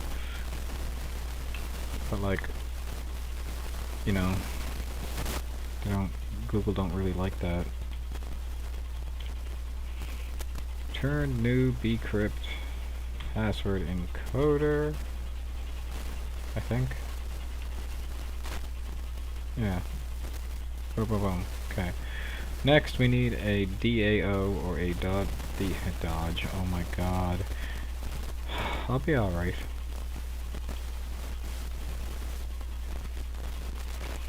So we need a data access object, authentication provider. And this is just going to be an authentication provider. What am I doing? Oh my Jesus. It's been a day. Alright, so var auth provider equals new DAO auth provider.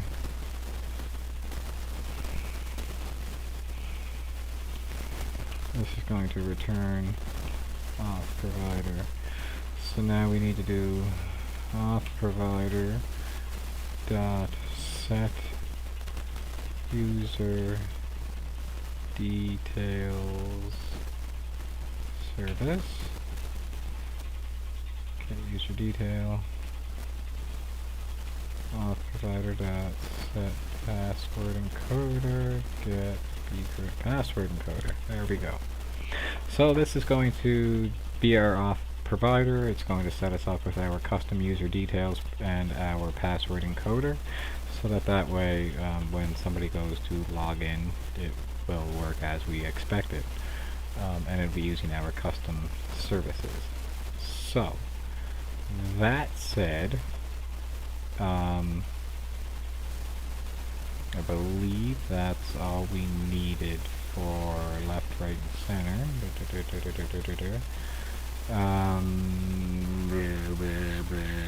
Sorry, let me just think here for a second.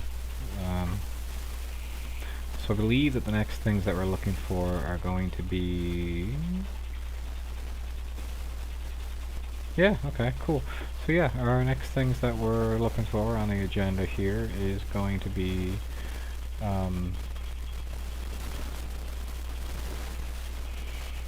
oops, sorry. Put that on sitemap.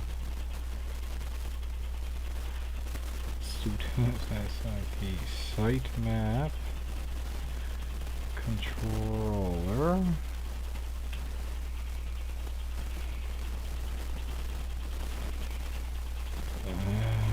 Sitemap controller is going to be a controller. It's going to be a... yeah, sure.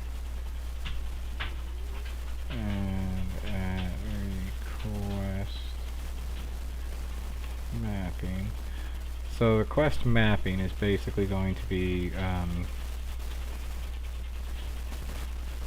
what that is after the local host or the domain, like glavestudios.xyz, and you hit that slash, where are we going after that?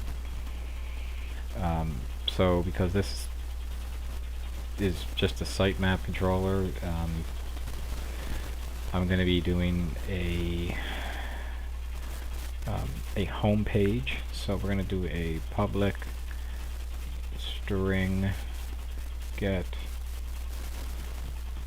home page.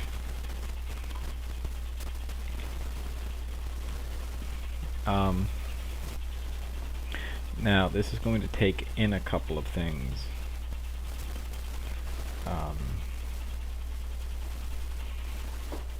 As well as I'm going to be getting a formatted message, if you will.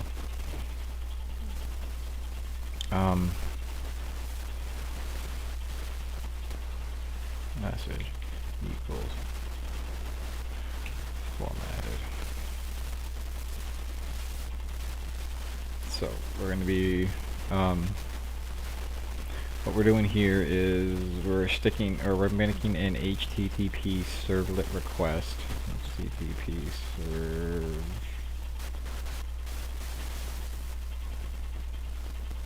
servlet request, and this is going to be the request, and then I guess we're not sticking the model in there, but anyway. So what we're looking to take from here is request.get remote user. So if the person's already logged in, this is going to get the username. Also, we're going to just take in the get remote address. So this is going to get us the IP of the user. Now what we're going to do here is just say remote connection from user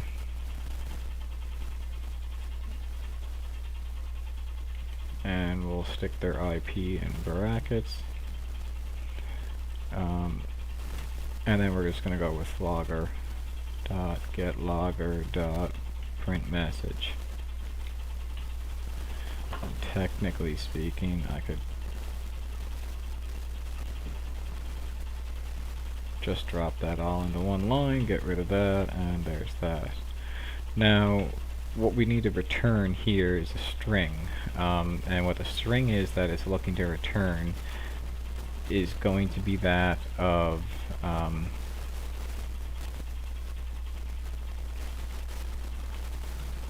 type.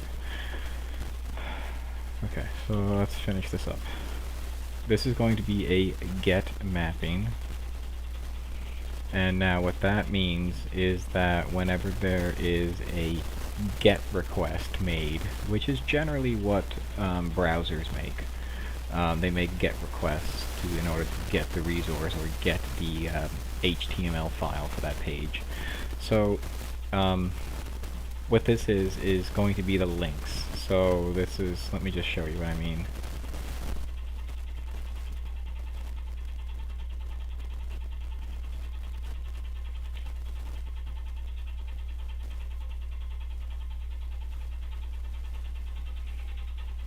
Alright, so this means if anybody goes to localhost, or in my case glavestudios.xyz, or glavestudios.xyz/home, or domain/index, they're going to come back to this one method, or this one thing, which is going to return index.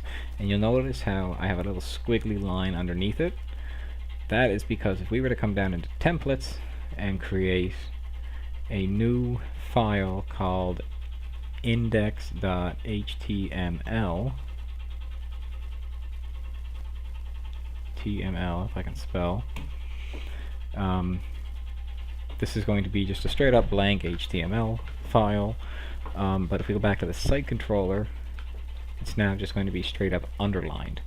So this is going to return that HTML page. We're going to go into that HTML page in a moment and fill it up with some information. Now, if you guys could just bear with me for one moment, I will be right back. I have to run to the bathroom. I will be back in just a moment.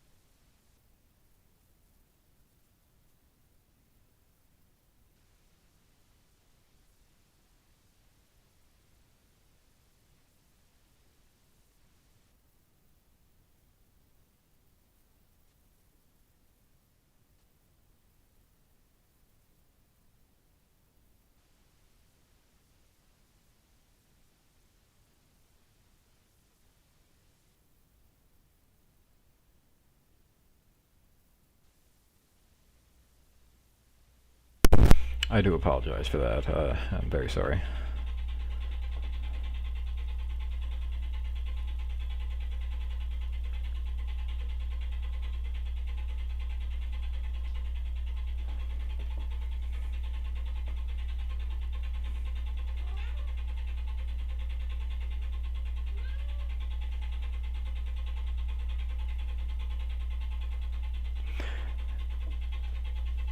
Yeah, I probably got some pretty shitty static on my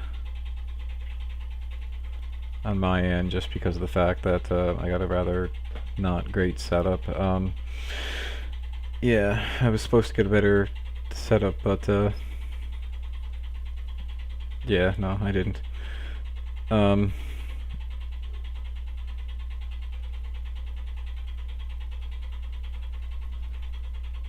Just reading through the chat, sorry.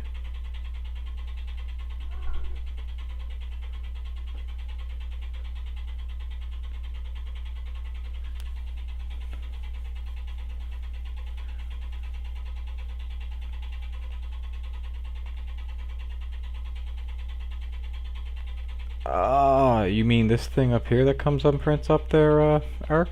The, that prints on every new file that I create, in my IDE, no matter what it is. That was actually something that is crazy easy to set up.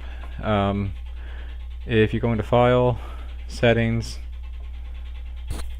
and then I believe it was in the editor,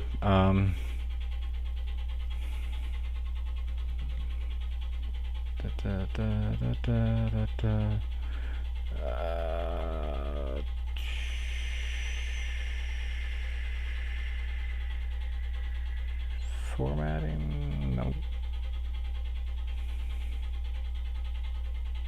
I forget now where the hell I added that in, because it was something to do with new classes, or new files.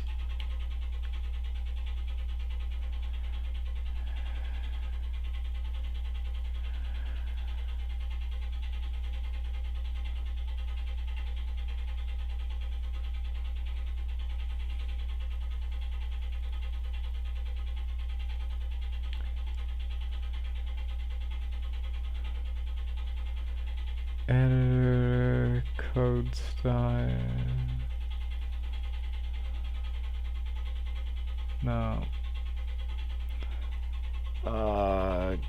Give me a second. Let me just check this because I know I sent it to.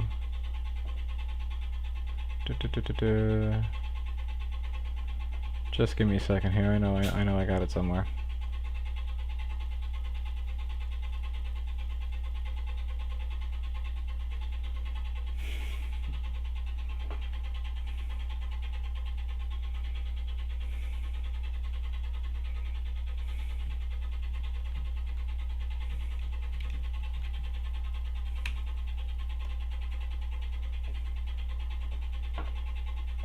Okay, File, Settings,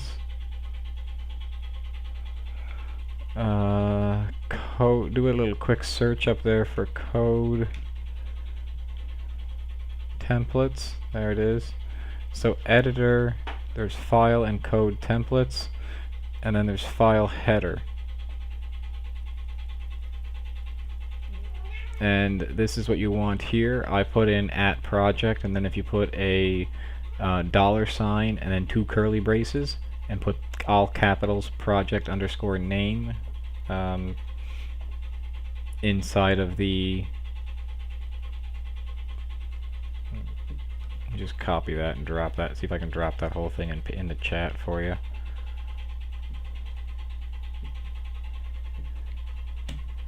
Oop. There we go. Just dropped it for you. So yeah, just you can just drop that into here. You can do the same things for any kind of file. If you go over to Files, you can do the same thing for just about anything. Like if I make a brand new HTML file, it technically comes out like that,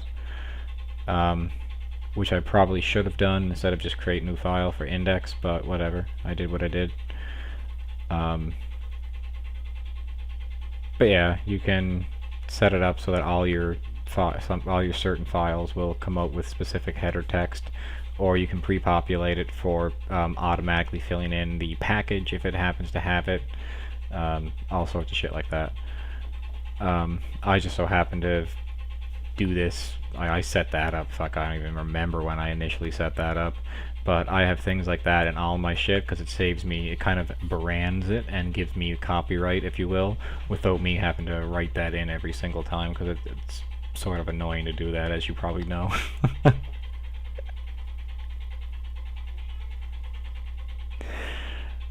Alright, so next from here, this is the site, so yeah, we gotta go build the, a couple of classes now. A little bit of HTML time. So, first and foremost, I'm gonna hate myself for this now that I think of it.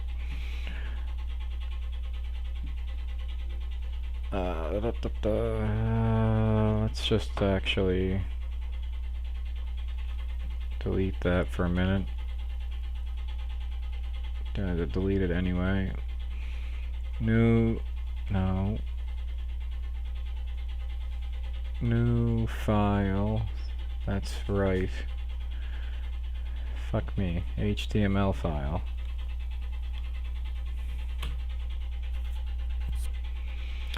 Okay, so still not the best thing, but whatever. We're gonna take in some Thymeleaf because Thymeleaf is my friend. So here we're just gonna add a couple of I guess static shit that we're gonna be adding into every HTML. But we write it once. Write it once, copy and paste becomes a good friend. Alright, so I'm gonna go with XMLNS.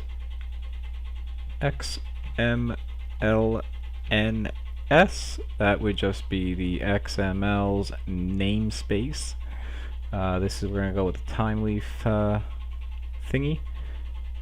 And from here we are going to set this up as thymeleaf.org, which I don't think is in this massive list. HTTP TTP. Yeah, that's what I Thymeleaf, that's what I thought. Leaf, oh my god. Type. Okay. So, next we are gonna do some preloaded shit here. So we're going to link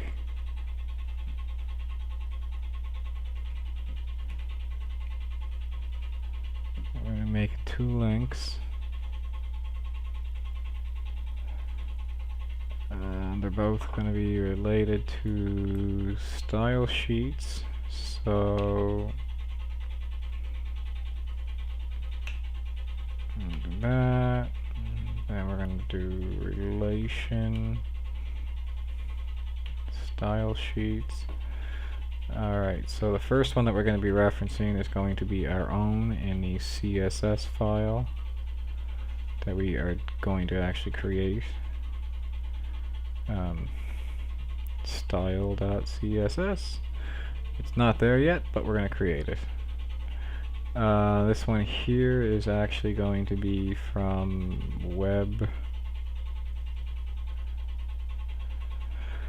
WebJars, which I might have to implement in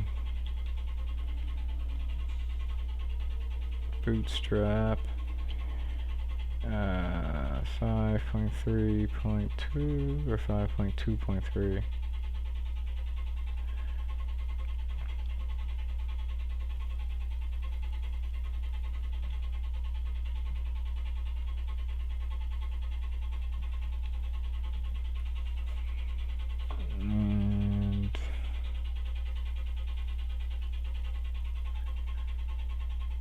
Do I have that right? I should have that right.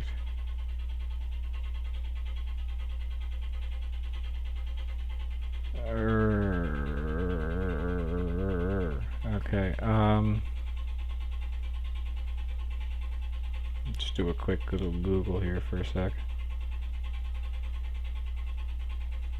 Yeah, okay, that's what I'm missing. Alright.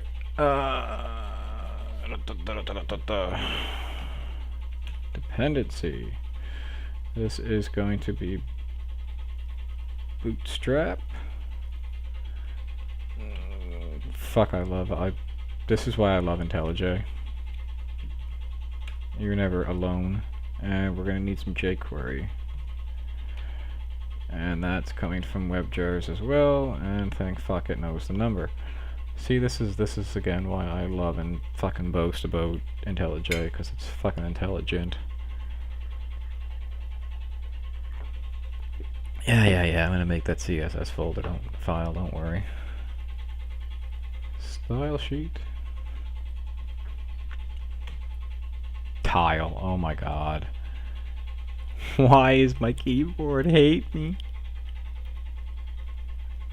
What did I ever do to you, keyboard?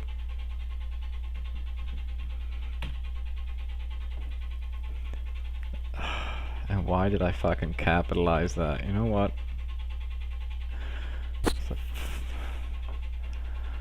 Erg.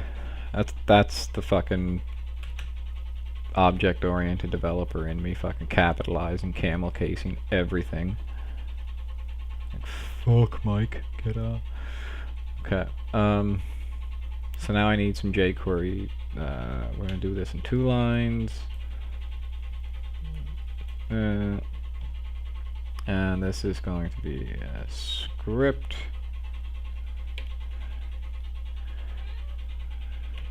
Type. Text in Java. Text JavaScript.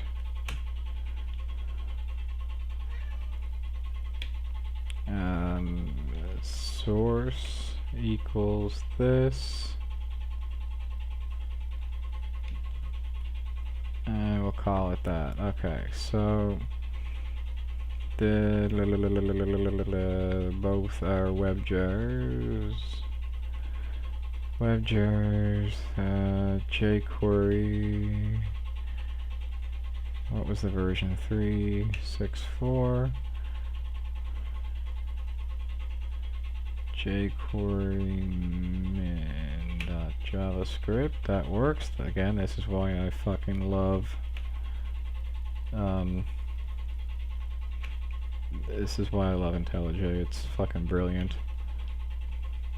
And we're going into the JavaScript file for the Bootstrap bundle minimum.js. Okay. Okay. So this is where we're meta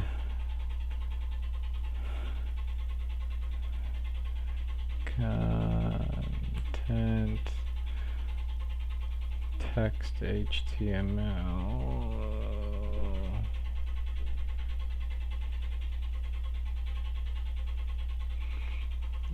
text HTML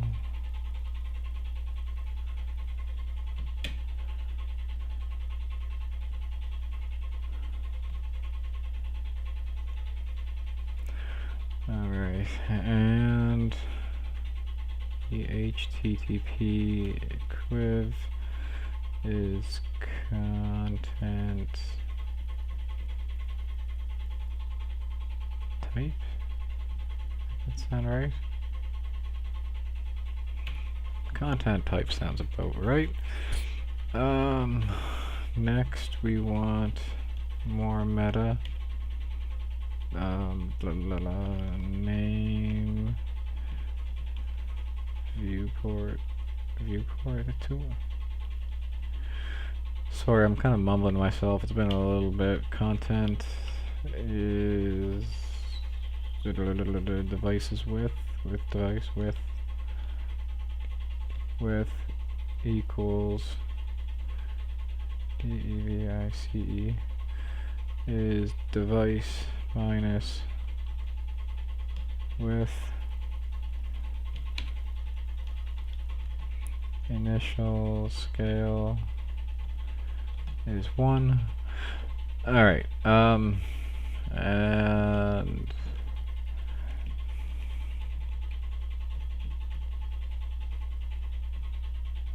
Holiday Studios home. Now I could be all like, you know, super smart and fancy and whatnot and stick in a whole bunch of sticking a whole bunch of like keywords and all that fancy shit and whatnot, but like, let's face it, I'm not looking to be that fancy. We are going to be adding a header to this.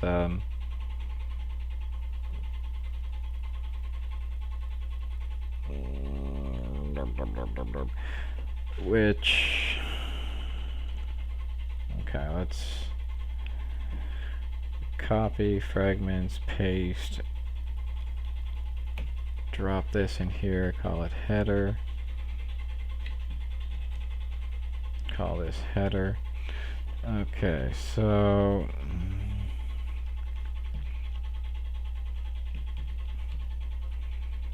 we're gonna make a navigation thing here.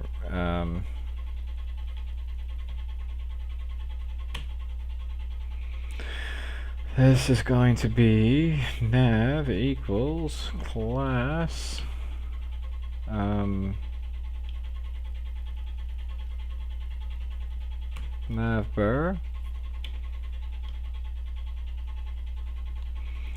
navbar expand medium navbar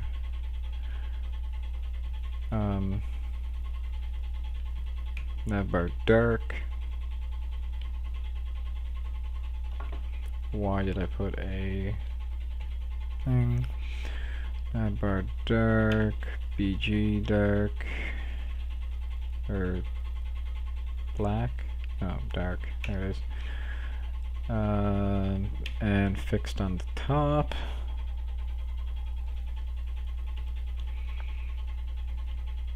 Navbar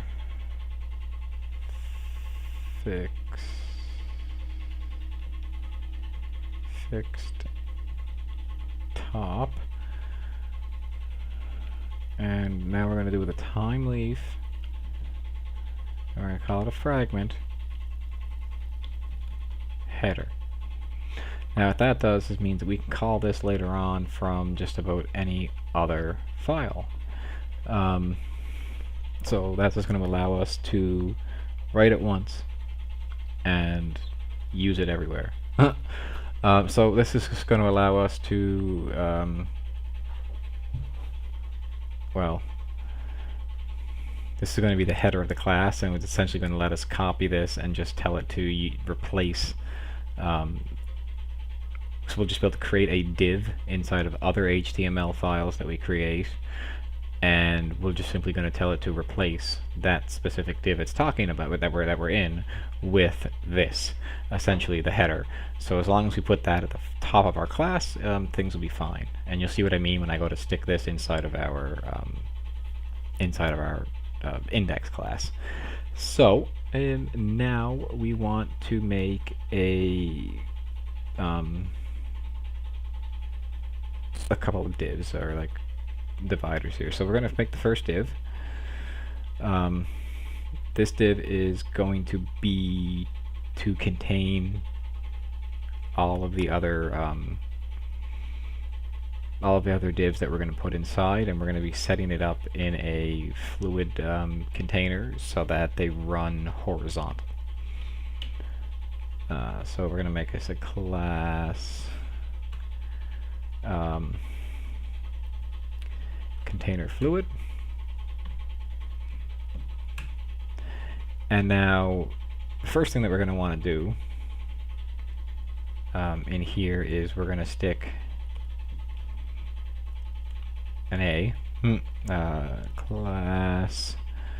This is going to be navbar brand. I don't think we do navbar brand.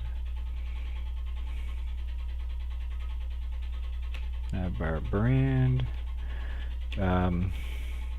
href is just simply going to be that, just a hash, and then we're going to go with a th or href.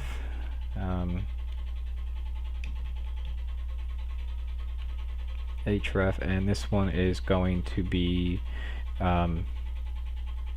basically what page are we going to, and this is just going to say, we're just going to call it the word home. Yeah, and this is going to be for here we use an @ symbol followed by 2 curly braces, and this just allows us to put in /home, and that will be that first link.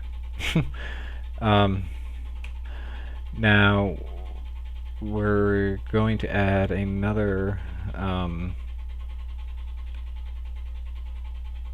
sort of toggle button. What this is going to be for is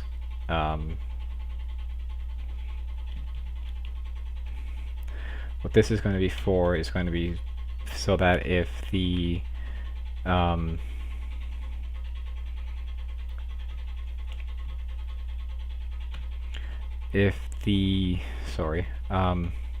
if the page is too small to fit all of the options across it, it's going to drop that little hamburger icon, or like the 3 little bar icon that gives you that click to present a menu. Type is going to be button. Here we're going to set up data BS toggler.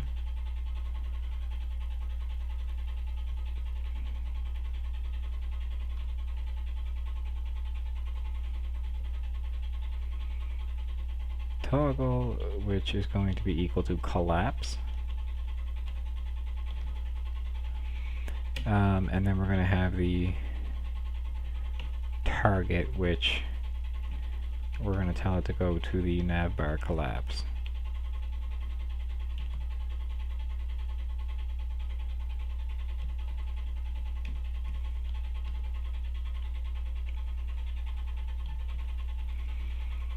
If I can type. Alright, and this button is going to have a span in it. Span, which is going to have a class navbar toggler button. Icon. Jesus. There we go. Alright. So next we are going to create, this is the fun part, the buttons.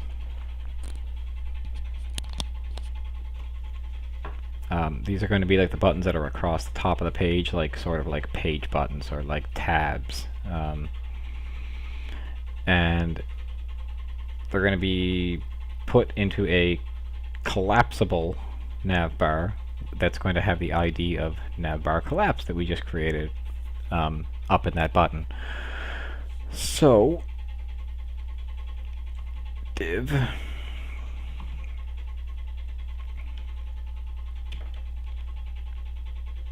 oh my god, class navbar, what am I doing? I'm repeating myself here. Collapse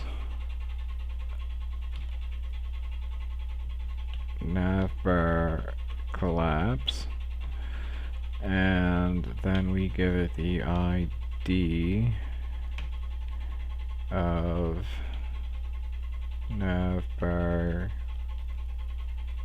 collapse. Alright, and now we're going to be creating an unordered list.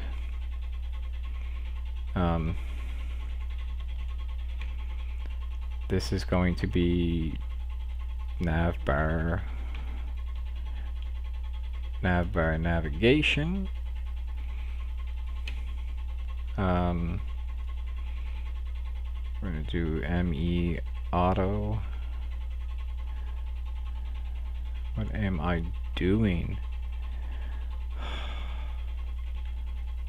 M B M E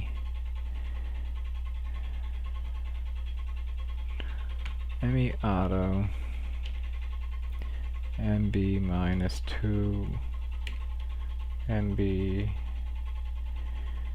MD 0, and then now inside the unordered list we need to fill it full of list items.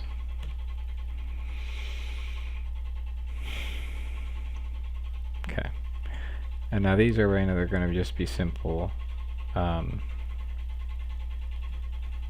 class equals nav item nav item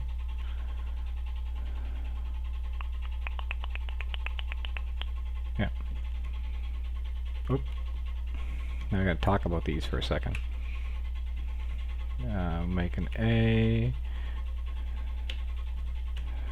class nav link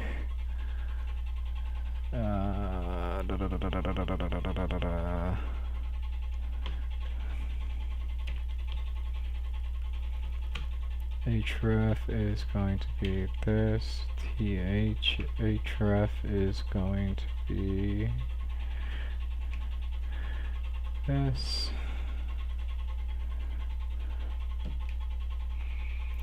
and we'll stick that in there. Okay.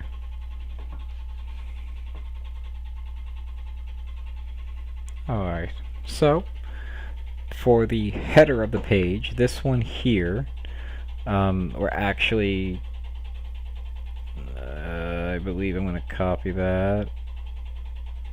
And now it's an unordered list. I'm going to copy this.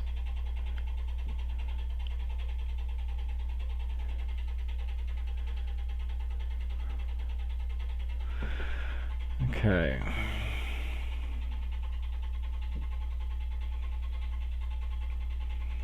Because this one here is going to be the database,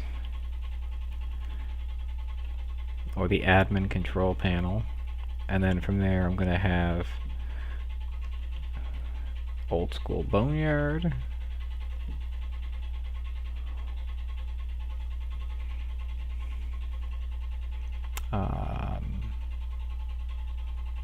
fuck it, we'll throw the Runiverse on there. We'll throw the Runiverse on there.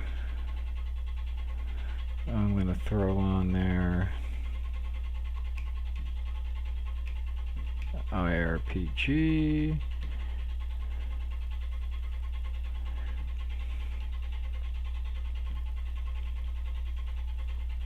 Project Penguin.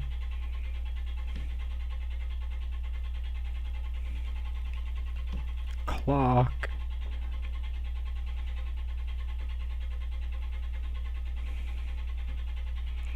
And miscellaneous stuff that I've done. Alright, so now the database one. I don't want everybody to be able to see this database link and click on it, because this is going to be taking us to the ACP, or the admin control panel. So we want to make sure that the section is actually going to require the authorize.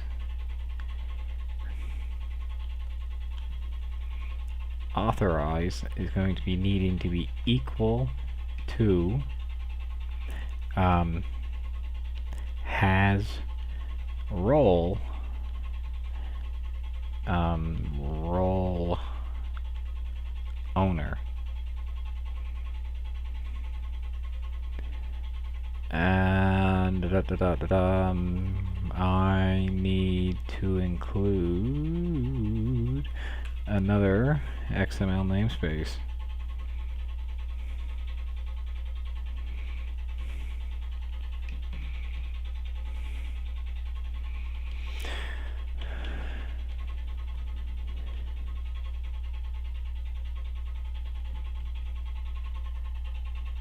Whoops, sec equals I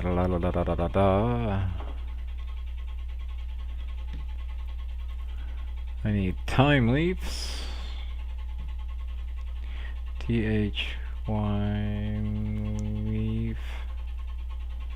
extras,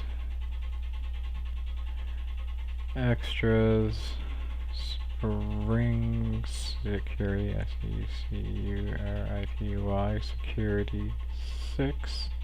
There we go. And da da da da da da da.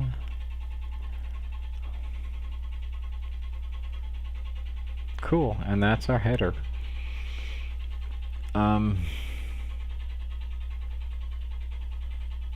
I don't necessarily have any of these here right now, so we're just gonna make them go back home.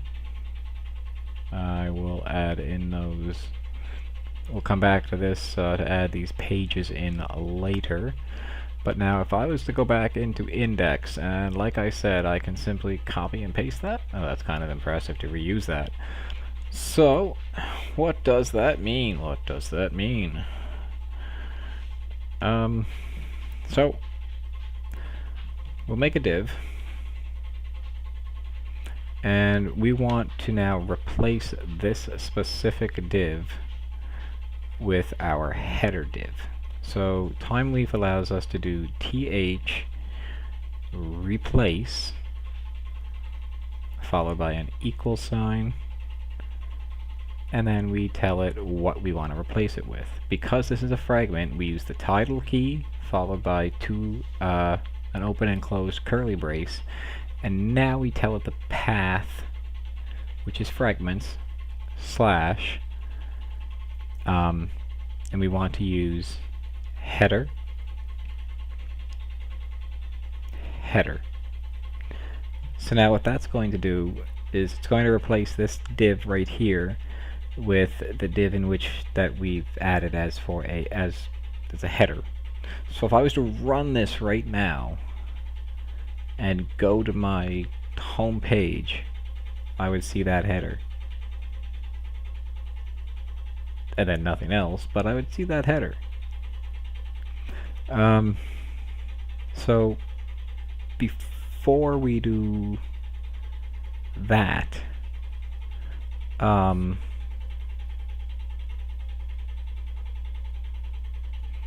was hoping to have my own logo created for this, but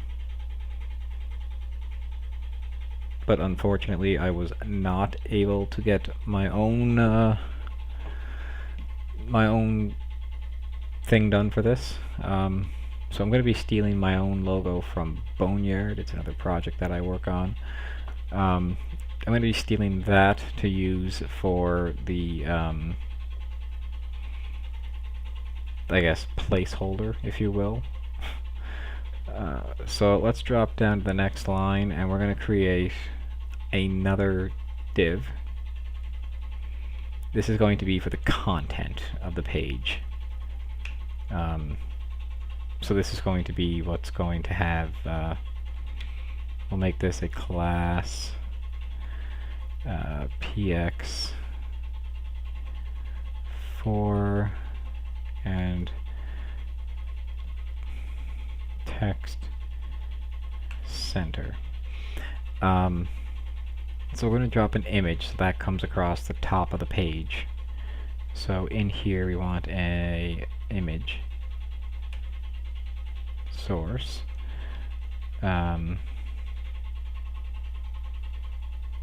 This is going to be, source is going to be double dot slash static slash images slash boneyard.web.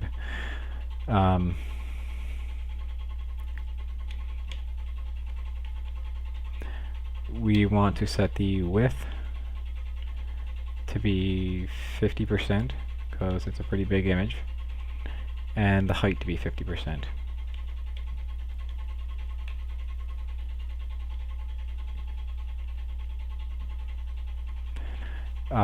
And now from here we need to tell it that the th source is actually at boom and we're going to give this an alt. The alt is just simply the alt text that goes with the image. This is just something that's really more ideal for like SEO reasons, if anything, or like if the image itself fails to load, this would be the little text that appears on the page in its place.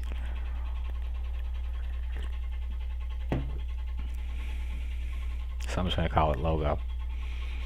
So now we're going to go into here and we're going to call this images / boneyard.web photo. Beneath this, I'm going to drop in an H1. For this, I'm just going to simply say, welcome to Glabe. You know what? I'm going to steal some font from my Discord channel because I want this to... I like the font on it. See if this will let me steal it. Oh, I like that.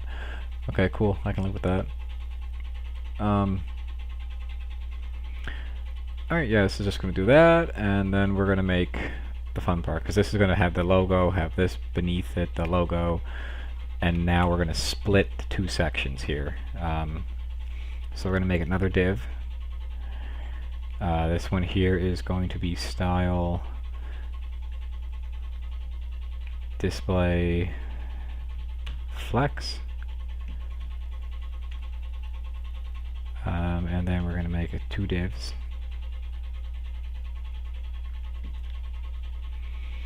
There can be two divs here.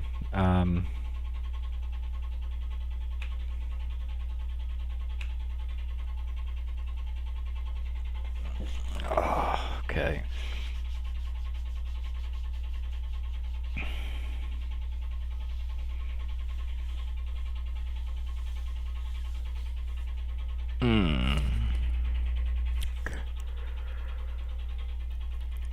So I've got a bunch of text written out. That's going to be put next to an image. Or stuck next to a video. I think I'm going to need to start going into this style.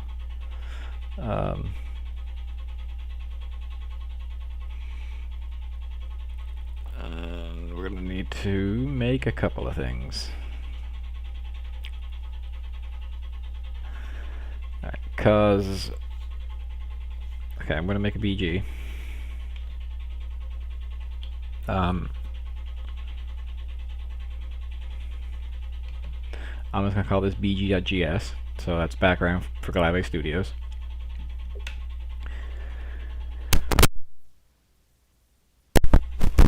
And from here, we're going to make a background color.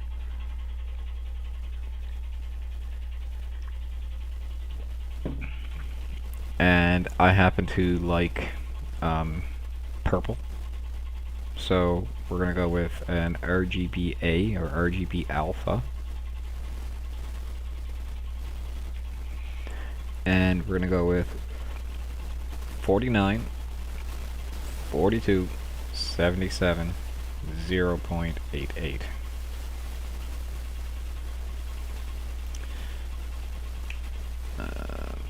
Now I want to go back into here, the body, we're going to call this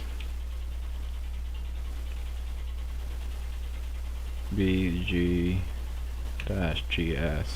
just so that we have a kind of a colored background here.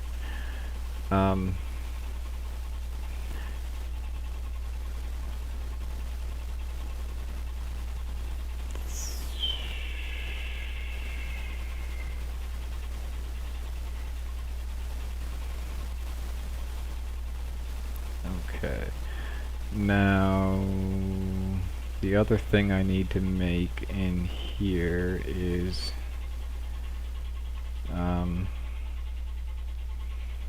content split. I call this a content split, and we're going to do width which is going to be 42. I like 42%.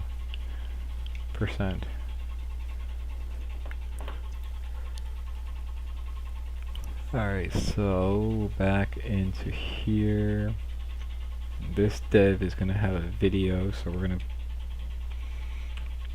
class, did I just call that? Oh my god. Content split. I shouldn't be doing this right now. Content split, and I already happen to have copied a video that I want to use. It is an iframe from YouTube. Its width is fucking huge.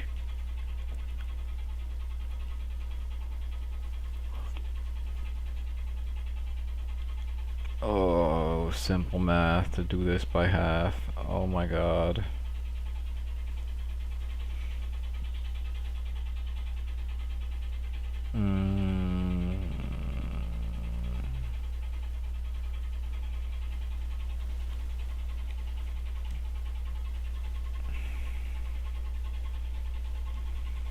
I'm just gonna call it straight out to be half and half. Fuck it.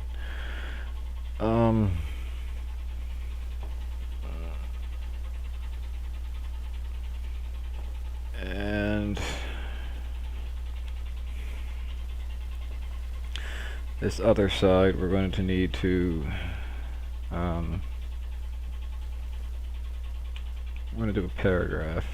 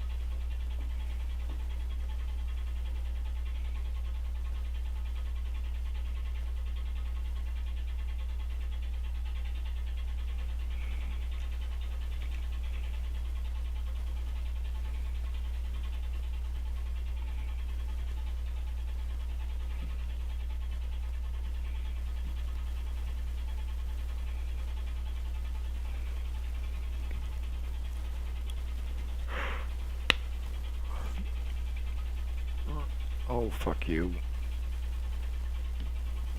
Oh, fuck you.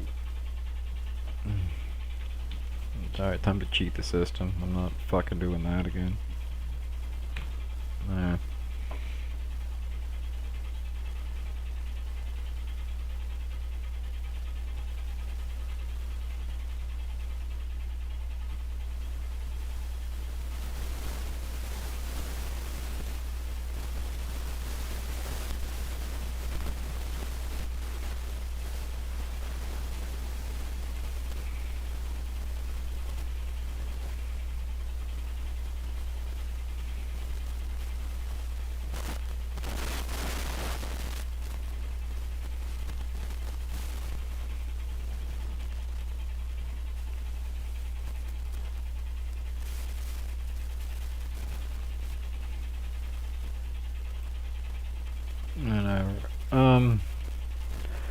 We're gonna just kind of run this, I guess, to see what happens, see what it looks like. Oh.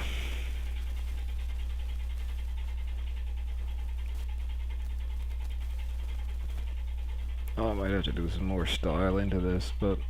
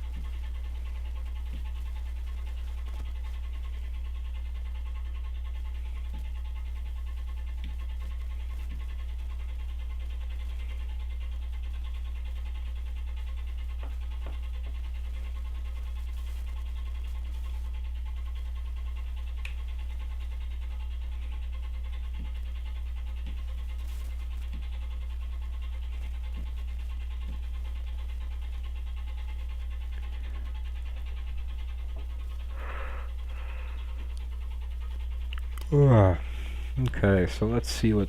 Let's give this a run, I suppose, and we'll see what this all looks like.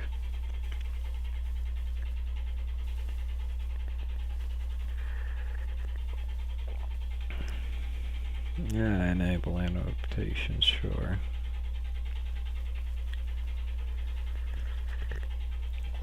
This is starting to run a little long, like we're almost at 3 hours.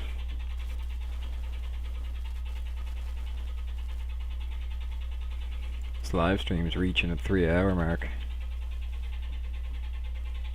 But,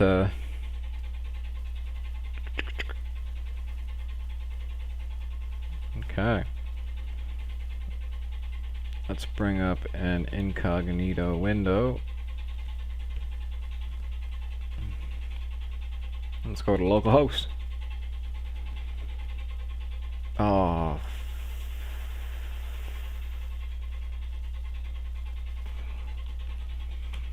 Home should not require me to log in.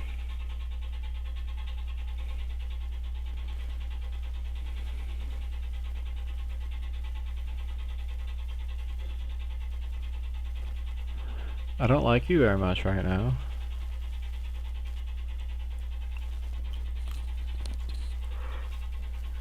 Ugh. Well, this is running into like the 3-hour mark, so I am wondering if I should continue this now or if I should be...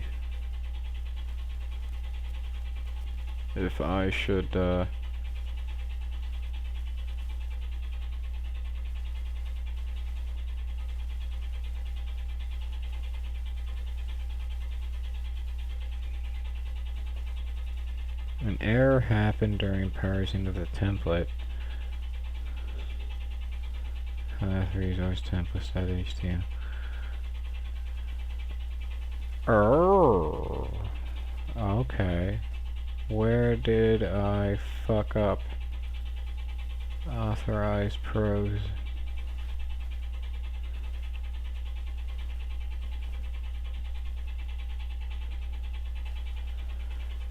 My header.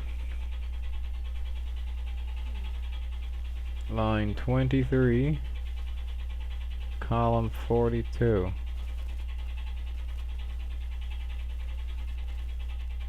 Section authorized hazard. Fuck you. What the hell's up with that?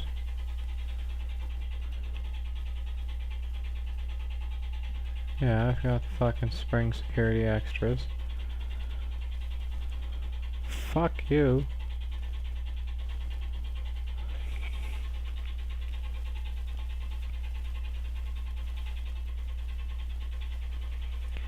Error during processing.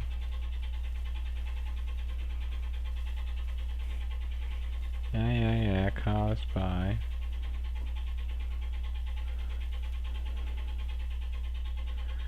Fail to evaluate expression has role owner.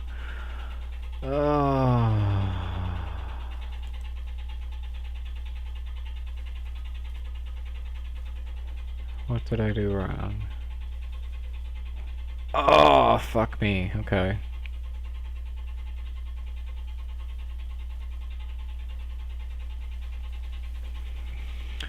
Oh. Jesus. One of those moments where you're like, hey, it's the motherfucking closed bracket. No one saw that. Alright. Localhost. Huzzah! Oh, wow, what the fuck? I guess my styling sheets did not come with that.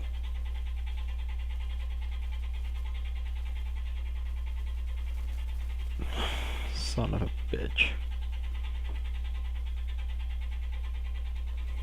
Because all these links should have been... Alright, well, I guess we're gonna fix this tomorrow. That is super tiny. That should have taken up like 42% of the screen, and then this should have taken up the other fucking 42% over here, and then the fucking 6% remaining, or 16% remaining, should be basically this fucking space in between. Org. And then of course there should be a black bar across the entire screen there. This logo what did I forget to do? Oh, I know what I did.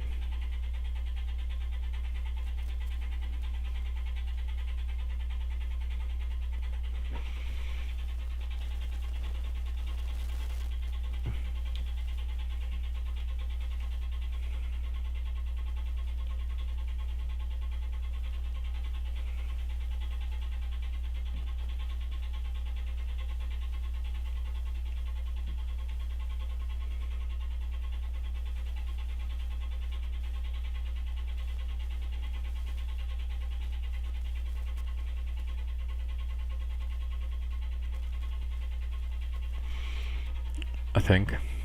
Try that again. Because essentially, if you're not logged in, you can't get to the resources. So I think what I did wrong there was... Oh, fuck you.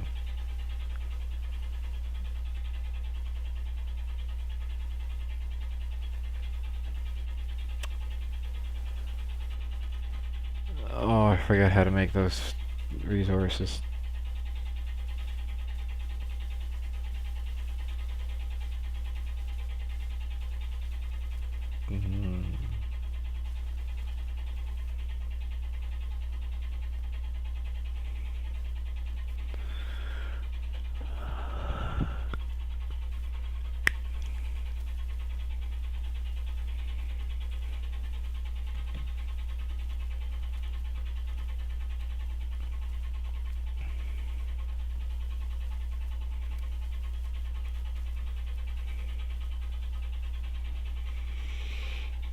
If I get this wrong here, I'm just gonna call her a night, and we'll take a look at this in the morning. I mean, I can still run with this. I'm not exactly tired, but fuck you.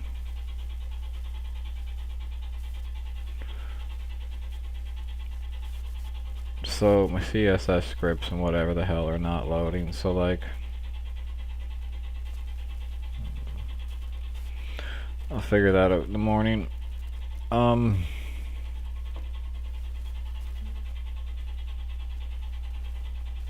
only other real thing to do is to like actually make a register and like a login, and we'll get into that later on. But now thinking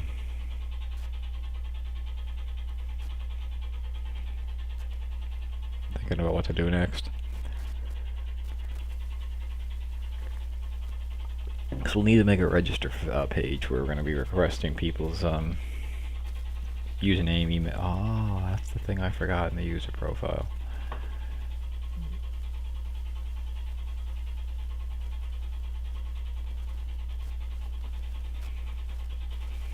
I've got the username and the private string email. So now they'll have their email address, a username, and a password. So I think that's about the general gist of what I need to do. But from here we'll need to make like a registration page, which is going to consist of some user inputs that are going to say send a message back to the to a post request, which we're going to have to we'll have to go ahead and create a way.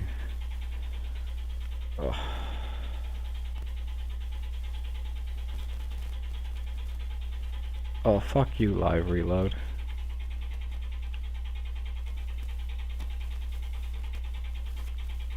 Yeah, man, I'm tired. I am tired. It's been a long fucking day. It's 2 o'clock in the morning for me right now. Um, I might have to make another live stream session tomorrow night where we pick up where we left off.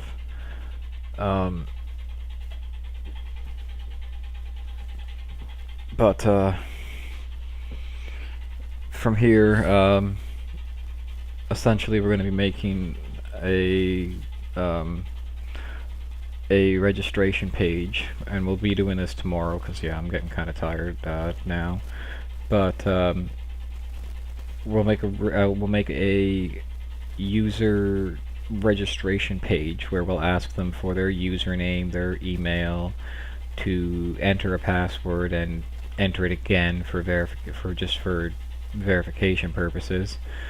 I'll show you how we can verify that on the back end so that if the password's mismatched, then you can't submit that. And I'm going to be doing this all in a very basic way. Like, we'll get into adding in JavaScript later, so that way if like as they're touching the keys on the keyboard, we can double check and like get that little message pop up or a little message below the thing saying like you require to have at least one uppercase, one lowercase, yada yada yada, and it like checks off in green or stays red if you don't meet the requirements. So like we'll take care of that in a future video. Those are things that require more JavaScript, whereas right now we're basically building the model and building the building the basics of it. So like for example, for tomorrow's video we'll build a registration form. I'll show you how easy it is to then take that, create a user object, save it in the database. That way I can show you how to properly use the login feature so that I can then show you things like how you can view the database, how you can edit it, and we'll fix up the issue that I'm having right now with it not reading the apparent static file that should have the images in it. And I know that's something really fucking simple to fix because I've done it like 1,000 times with a few friends. But my brain's not here right now. Yeah, we will build more of the back-end issues, back-end setup for this. If you happen to have enjoyed the video, hit that like button and subscribe if you haven't, and if you wanna follow along into the next part of this. This is going to be a series. I'm probably going to do it just as a live stream series though, because I'm not going to lie, I like live stream videos personally. I like being able to engage with people. So if you're down for tomorrow morning, whatever time it is for you, to learn a little more and to go on a little more of a journey with me, then follow me tomorrow and we will, or join me tomorrow and we will pick up where we left off with this, and we'll make a thing of it.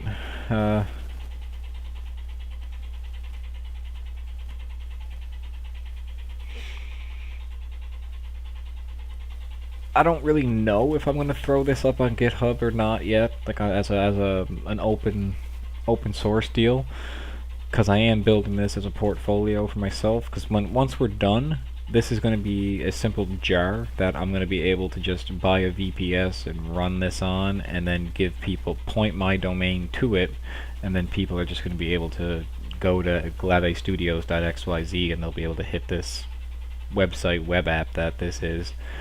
So I don't know if I might make it open source so that other people can sort of build from it, but like I don't know. I do plan to actually make an entire private private server series about how you can integrate and build yourself a back-end web server that would essentially make things easier for you. But that's kind of a future video. Yeah, if you're from the private server scene, like, private servers are messy. They're spaghetti code. They're things that were built on top of, on top of, on top of. Um, because, like, let's face it, things came out back in, like, 2005, 2006, or whatever it was. I forget exact dates. It's fucking early. Or late for me. But essentially people just took what they had and they kept adding to it and adding to it, building more server, or building more like server-side systems and structures, but yet other people would get their hands on it, not really understand what the previous developer did because there'd be no notes, and then they'd write their own shit, and it just became kind of a cluster of spaghetti code, or lasagna code, depends on whether it was just layered on or if it just looks like a whole bunch of shit that happened. But private servers are not the way to learn code. They're not the way to learn efficient, like clean code. They're not the way to do it, unless you're building your own from scratch, which is what I did, because I just couldn't stand the spaghetti Italian mix. um, but I do intend to do some videos for the private server scene. I might even stream myself coding my own server at some point, showing off some of the back end, front end, network, game server stuff that I have. Programming is a lot of fun, especially if you're doing it for fun and for passion. I personally find that once you get into like really strict sort of time pressed things, it becomes more work than pleasure. But that's why I always like to have a side project that I'm working on. It's something that's for me. Because that way I get more pleasure and more joy out of my code and my trade, rather than trying to do something where I'm feeling the pressure for somebody else needs something done. This was a lot of fun, and I really enjoy doing live streams. I might even start live streaming with my Discord as well, because I feel like I can interact a little more as well there too. I might even just do some private server live streams in a private in a private Discord.